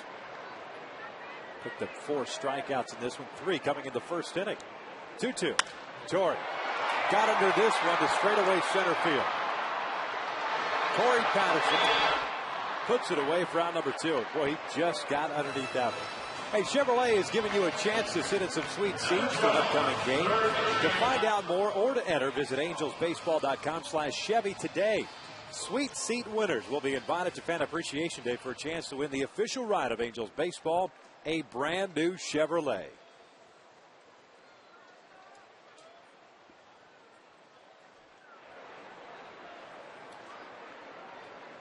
Alberto Callaspo takes down low for ball 1. Callaspo's 0 for 2 with a fly ball to left and a fly ball to right.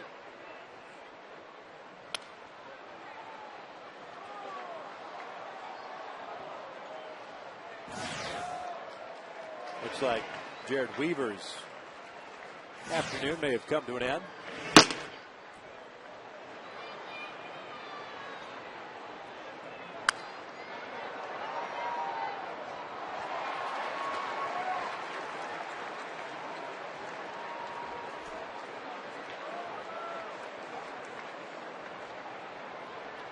One ball, 2 strikes here on Alberto.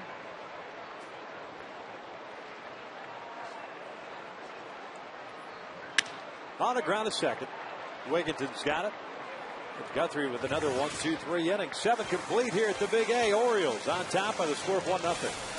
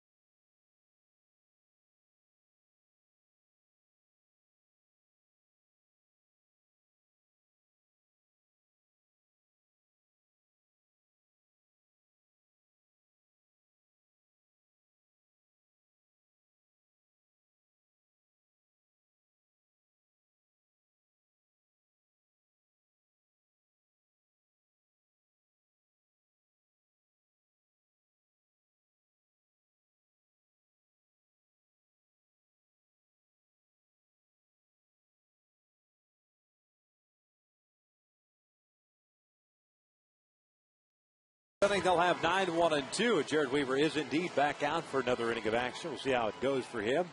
Quick inning, and he should stay out there. Otherwise, if he gets in a little bit of trouble, Kevin Jepson is continuing to play catch on that bullpen mound. Josh Bell, Jake Fox, Felix P.A. for the Orioles. The first pitch is in there for a strike. Bell is 0 for 2. He's grounded out to second. Reached on a throwing error by Eric Ivar in the 6th inning. He was thrown out at the plate in the 6th inning. Breaking ball is popped up on the third base side of that play. Lands in the seats. Just another 0-2 count for Jared, who's been throwing consistent strikes. 105 pitches in the game. 73 have been strikes.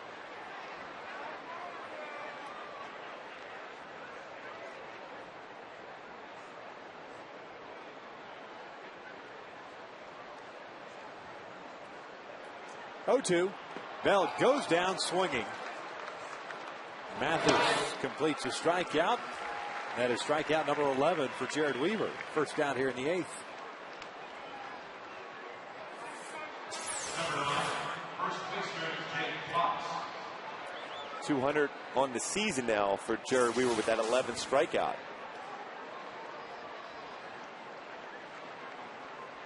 Well, what a job he's done once again today.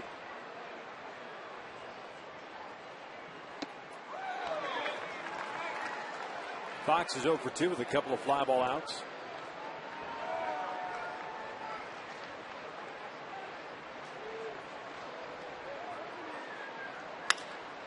Hits this one out to right. There's out number 2.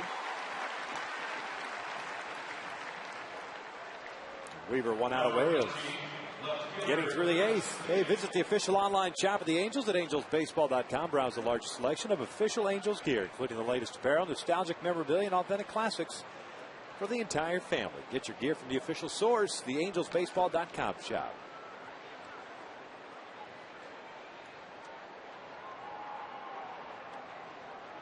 Felix P.A. 0 for 3 with a couple of strikeouts. Grounds this one on the first pitch over to Howie Kendrick. Weaver has himself a 1-2-3 inning. We head to the bottom of the 8th here at the Big A. Still trying to figure things out offensively. The Angels are down 1-0.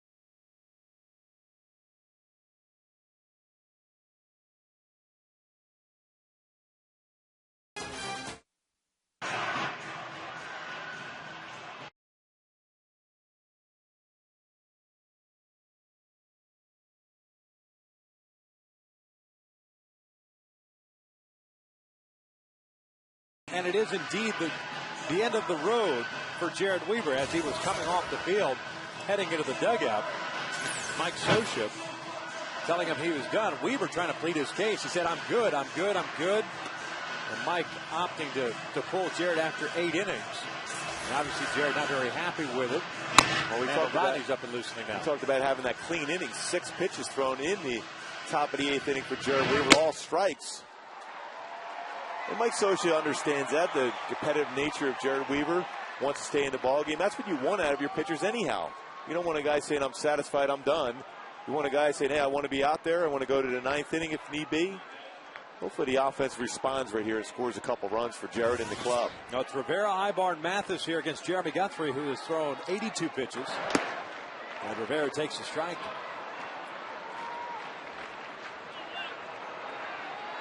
Juan Rivera, comebacker to Guthrie. That came in the second inning. Hit a fly ball to left in the fifth. He's 0 for 2.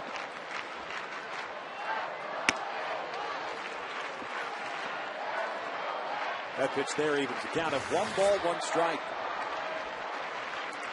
1 run, 5 hits, 4 left on for Baltimore. No runs, 2 hits, an error, and 2 left on for the Angels. Rivera ahead of the count now at 2 balls and a strike. A good fastball count now for Juan Rivera. Just got to center in on a pitch, trust his hands, and drive it.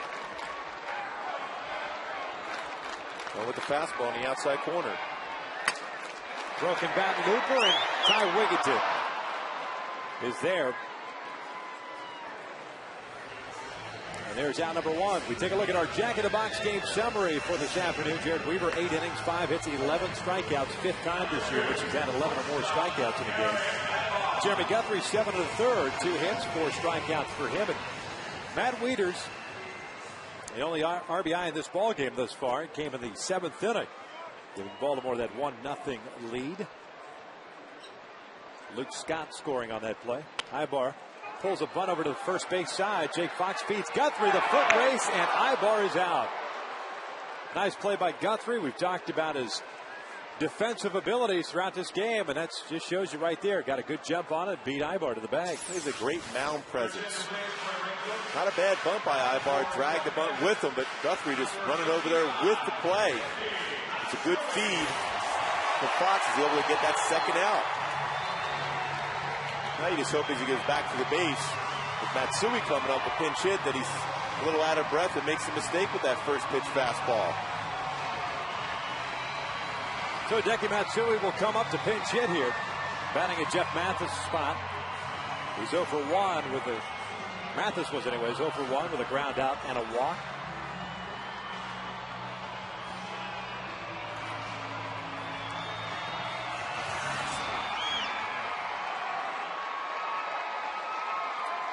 Matsui, 261, 16 home runs, 69 RBIs, 0 for in the series, 0 for 7.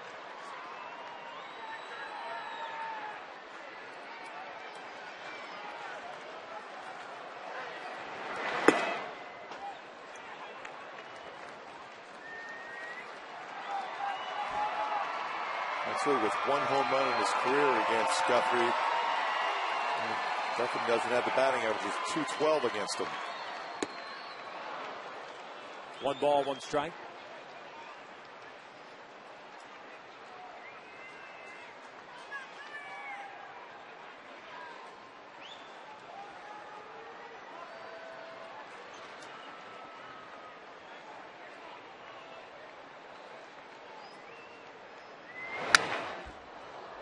Pretty good swing at that fastball. And he's comfortable in this spot coming into pinch hit because as a DH, you're used to sitting on the bench and get up there swinging. A lot of guys that play every day in the field aren't quite as apt to be a consistent hitter coming off the bench, but Matsui's a guy that can do it.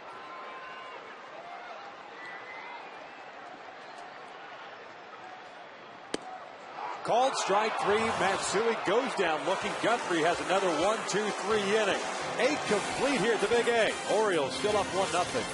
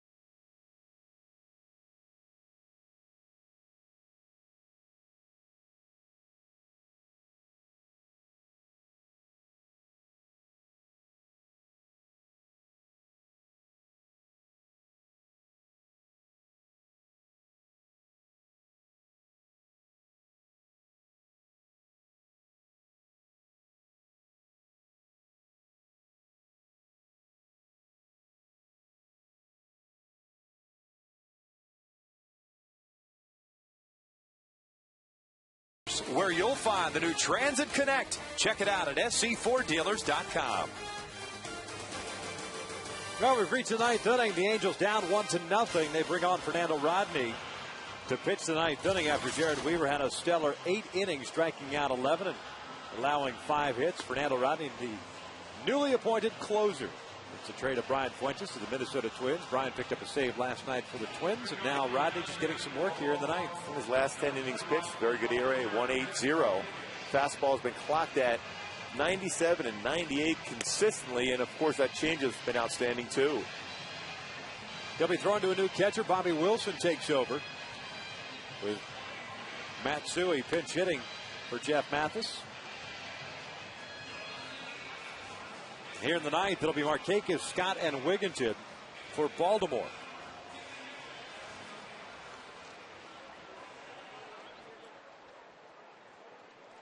Rodney last pitched 4 days ago against the Rays, went 1 inning, gave up a hit, struck out a man.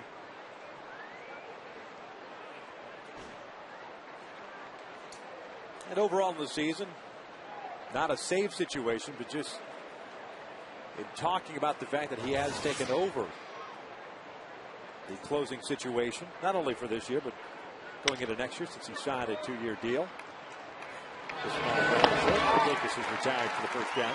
Fernando has converted 6 of 9 save opportunities this year, including 5 straight. That's when Brian Fuentes was on the disabled list earlier this season. And that mentality of being in that closer role, he relishes that opportunity. He does a pretty solid job with the Tigers in that spot.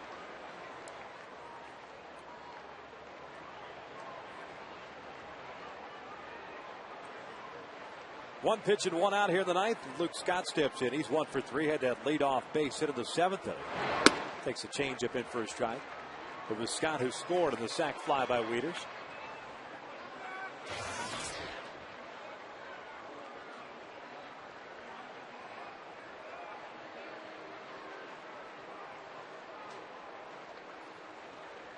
The 0-1 pitch. Scott takes it inside. 1 ball, 1 strike. In the bottom of the ninth inning, the Halos have 9, 1, and 2 scheduled. Borges, Willits, Kendrick.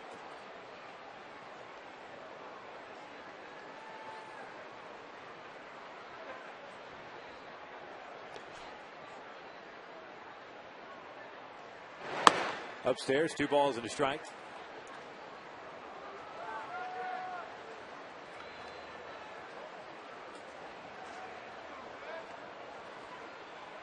The Halos, after the game today, will put those flappers down and head up to Seattle.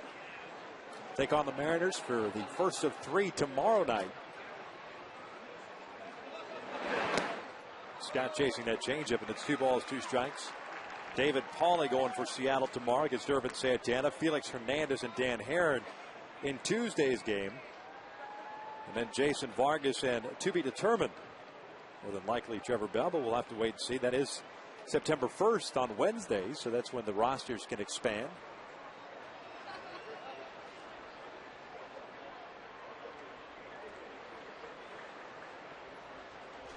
Scott backing out of the plate. Nice crowd on hand here this afternoon. 38,000 plus. A very nice day. Scott fouls this one back, and the count remains 2 balls, 2 strikes. Boy, good velocity and good location on that fastball.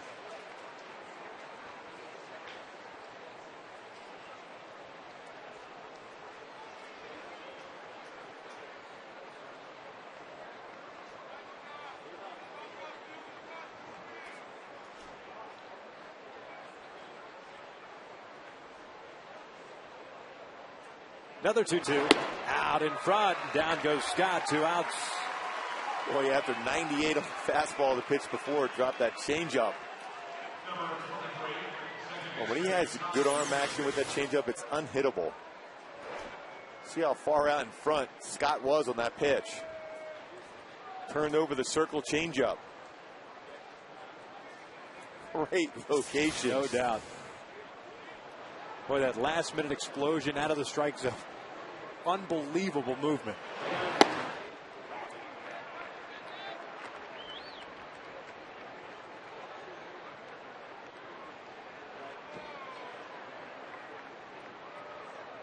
Ty Wigginton's 1 for 3 in this one, a couple of strikeouts. He also had a double. Takes a strike. 0-2.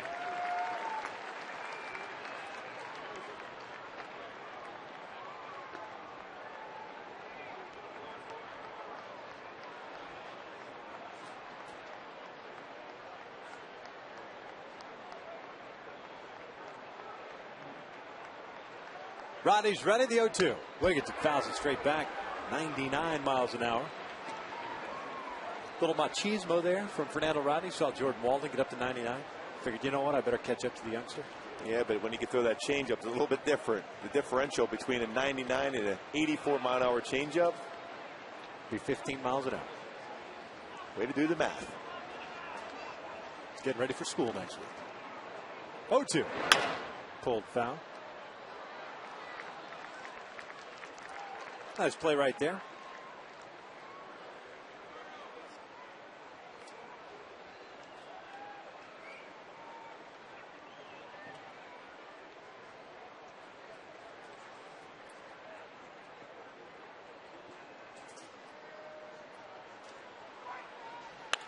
Check swing roller over to Juan Rivera. He'll feed right into 1-2-3 inning. We head to the bottom of the ninth. Angels down by the score of 1-0, sending Borges, Willis, and Kendrick to scheduled 3. See if they can get it going.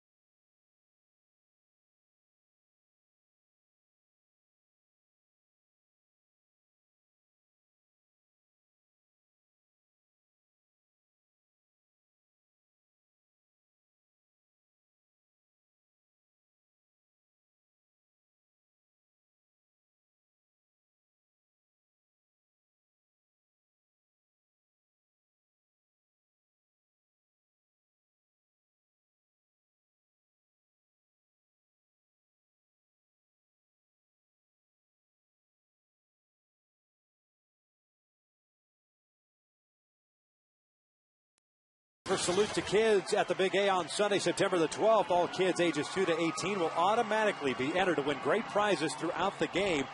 Purchase your tickets for the September 12th game at angelsbaseball.com. Peter Borges to lead things off here against Jeremy Guthrie. 0 complete game shutouts in his career.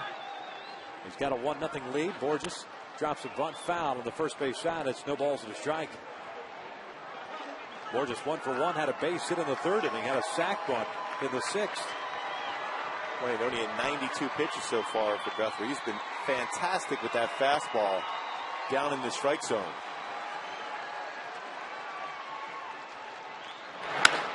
Borges lifts the fly ball to left. PA moving over.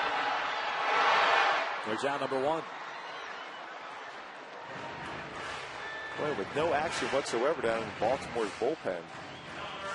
Buck Showalter feels very confident in Guthrie right now, as well he should. Well, 6 of the 8 innings in which he has thrown, he has retired the side in order. He has been very economical. He's picked up 5 strikeouts. He's walked 1.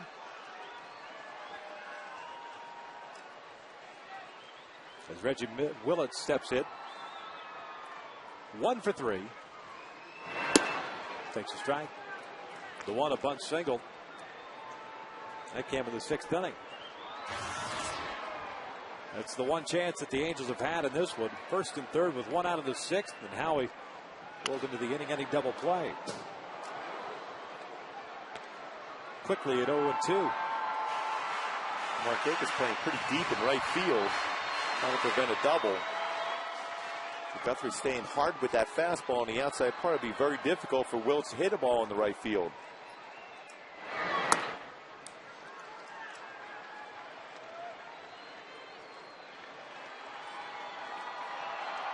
Well, right now, a 2-hit shutout going with 1 out here in the 9th inning. Only 1 walk.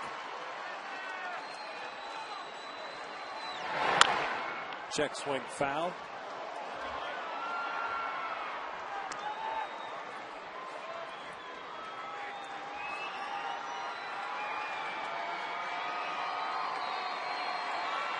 See how shallow Patterson is playing in center field to prevent that flare into the outfield.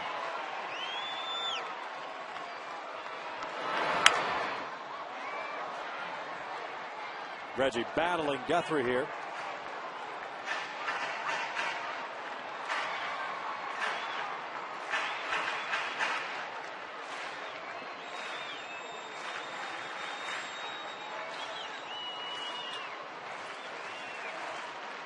Another 1-2 from Guthrie.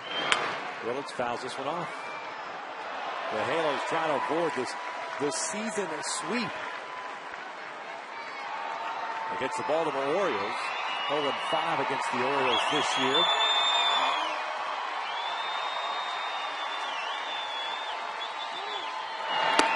Two balls, 2 strikes. It would be the first season sweep of the Angels. A series of 6 games or more in a long time. Willits puts it out toward right center field. That's a base hit. Reggie's thinking about 2. The throw from Patterson is not in time. And a potential tying run is at second base. Going just like that, the little flare into the outfield in the right center field. Reggie aggressive. Well, he was able to rate out of the batter's box. If this ball is caught, though, at second base, he might be out. Fortunate enough that 1 hop, the Stores unable to make that catch and tag at the same time, but Reggie trying to create something. Sense and smell the double and gets himself into scoring position.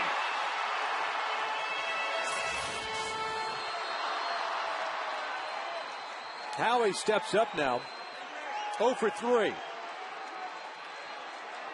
Time is called. Rick Kranitz, the pitching coach, is going to go out there. It looks like Koji Uehara, their closer, is going to get loose now. He was up and started to stretch in the bottom of the 8th inning. This will give them an opportunity to get Uehara going out there. With 1 swing of the bat, Howie Kendrick could send the 38,000 plus home very happy. He's certainly done it this year already. He's done it in grand fashion. Just at this point, just the base hit to tie it up and then let Bobby Abreu win the game. Just have to get that approach at the plate in which you're thinking the lines of, I need a base hit. If the mistake is made up in the strike zone, you can drive it out of the ballpark, so be it. But to simplify your approach at the plate right now.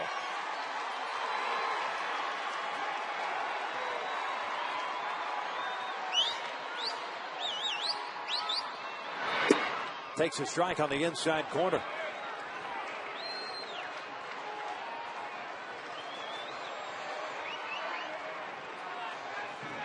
Guthrie throws that same pitch again. That ball is going to be hit hard. He made a mistake. It ran middle part of the plate. He wanted the outside corner.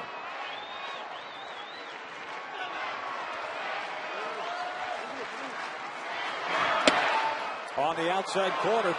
No balls, 2 strikes. Howard didn't like that one. It might have been off the outside corner.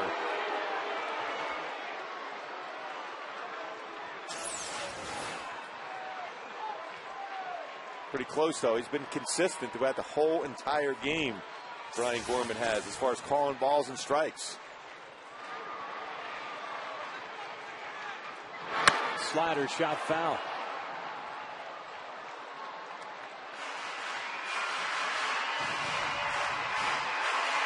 Guthrie down to 104 pitches on the afternoon. And Uehara is ready to go, and now joined by Mike Gonzalez, it looks like, the left-hander, with Abreu due up next.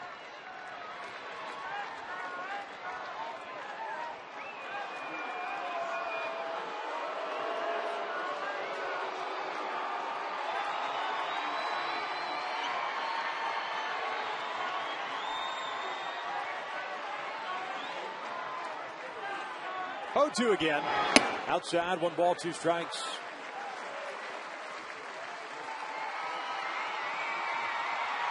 Well, the one pitch has come back to get Guthrie on occasion this season has been that slider. If he gets underneath that pitch at all, it's been very hittable.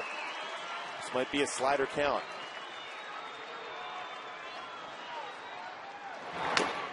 That foul at the plate. Well, with that fastball down and in. Count remains at a ball and 2 strikes. Reggie still at second base with 1 out. 5th double of the year for Willits, putting himself in the scoring position. His 2nd hit of the game.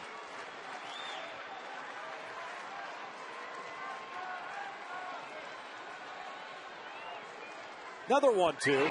It's a chopper back up the middle. Going to be a tough play for Wigginton, and not going to get Howie. That's an infield base hit. And even if Asturis makes the play, the shortstop, that ball not hit hard enough. I still think Kendrick legs it out for an infield base hit. Probably the one time, perhaps, you want the pitcher to try to make the play on that ball. Have to. That's the only chance because Howie runs so well. And it looked like he might have had a chance if he put his glove up there. He was afraid of as far as deflecting that baseball. No chance against Howie. Well, Mike Gonzalez is ready to go, the left-hander. Buck Showalter is going to go to the bullpen. And with a 1-0 lead, the Orioles skipper, who is 15-10 since taking over, is going to go to the bullpen and play the situational game.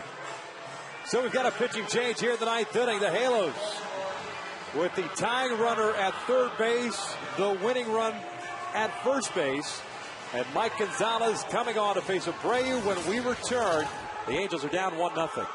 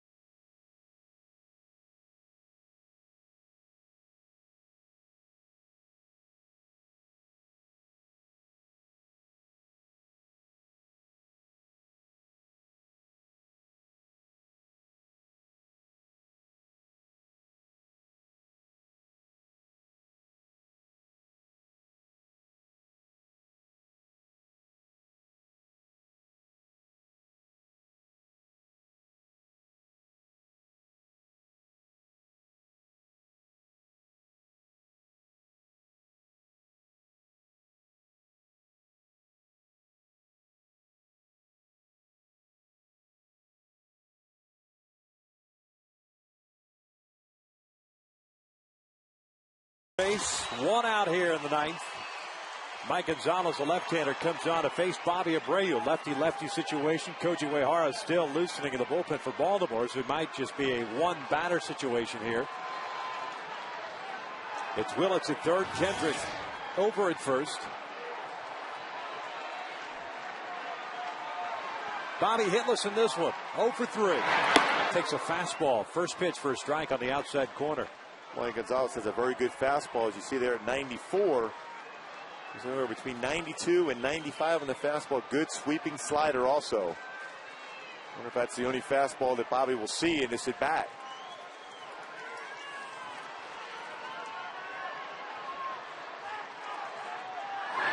Breaking ball in the dirt. You saw Wieters tapping the dirt, wanting that pitch down and away. And that'll leave it a count of 1 ball, 1 strike. The lefty's hitting though 381. Unusual. Righty's only hitting 147 against Gonzalez.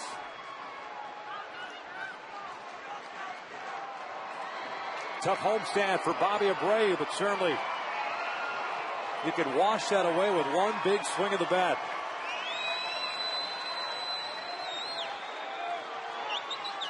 One pitch. Takes a strike. Boy, tough pitch. Another 94-mile-an-hour fastball right on the outside corner at the knees. Now Bobby's got to make contact somehow, some way. Put the ball in play. Torrey Hunter on deck.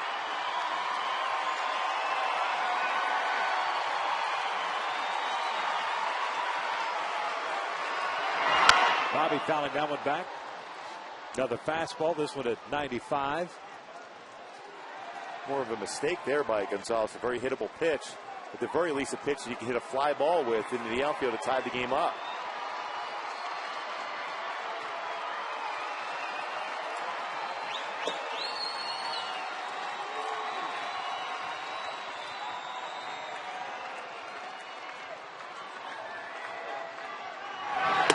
Takes down low. Evens the count at 2 balls, 2 strikes.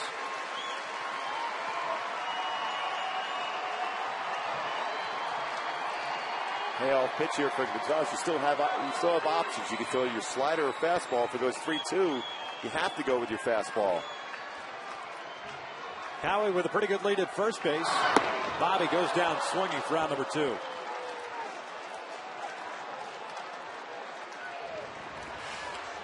Here comes Buck Showalter. It looks like Koji Uehara is going to come into the game. Nope, actually talking to the infielder. And he is going to make a move to the bullpen. Mike Gonzalez gets the job done. There are 2 outs here. Pitching change the second of the ninth. It'll be Torrey Hunter with 2 outs here and runners on, down 1-0.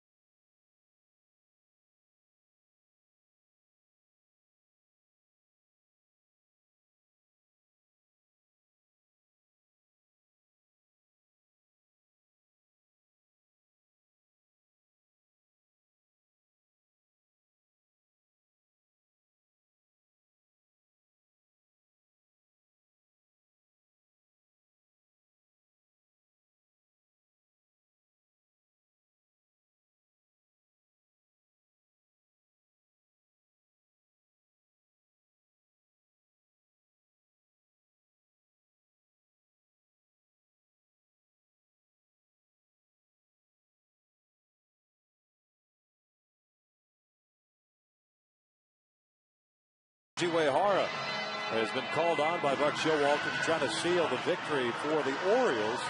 Halos trying to avoid the sweep here at the hands of Baltimore. Uehara pitched in Friday night's game, went 1 inning, gave up a base hit. He did face Torrey Hunter in the 9th inning in Friday's game, and Torrey hit a fly ball to center field. So there is a reference point for Torrey, at least, at facing the Japanese right-hander. He's done a nice job since converting to closing. Yeah, Uehara doesn't overpower you with a fastball, 84 to 89 miles an hour, curveball, slider, and a split-finger fastball.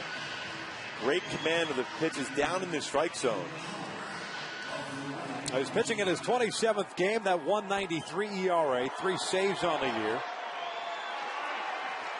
28 innings, 27 hits. He's held opponents to 245 batting average. Reggie Willett still over at third base. Howie Kendrick at first. Uehara's first pitch is popped up. Jake Fox, Tyler Wigginton. Wigginton makes the catch, and the Orioles have just swept the Angels. Taken to finale by the final of 1-0. I think when you look at this game once again, some missed opportunities. Not a lot, Guthrie threw the ball very well, but a couple opportunities with a man on third, first and third, twice unable to score. Jared Weaver threw fantastic. Gets saddled with the loss on that, even though he punched out 11 guys in 8 innings. The offense, again, we talked about the ability to get that key hit, unable to do so again today.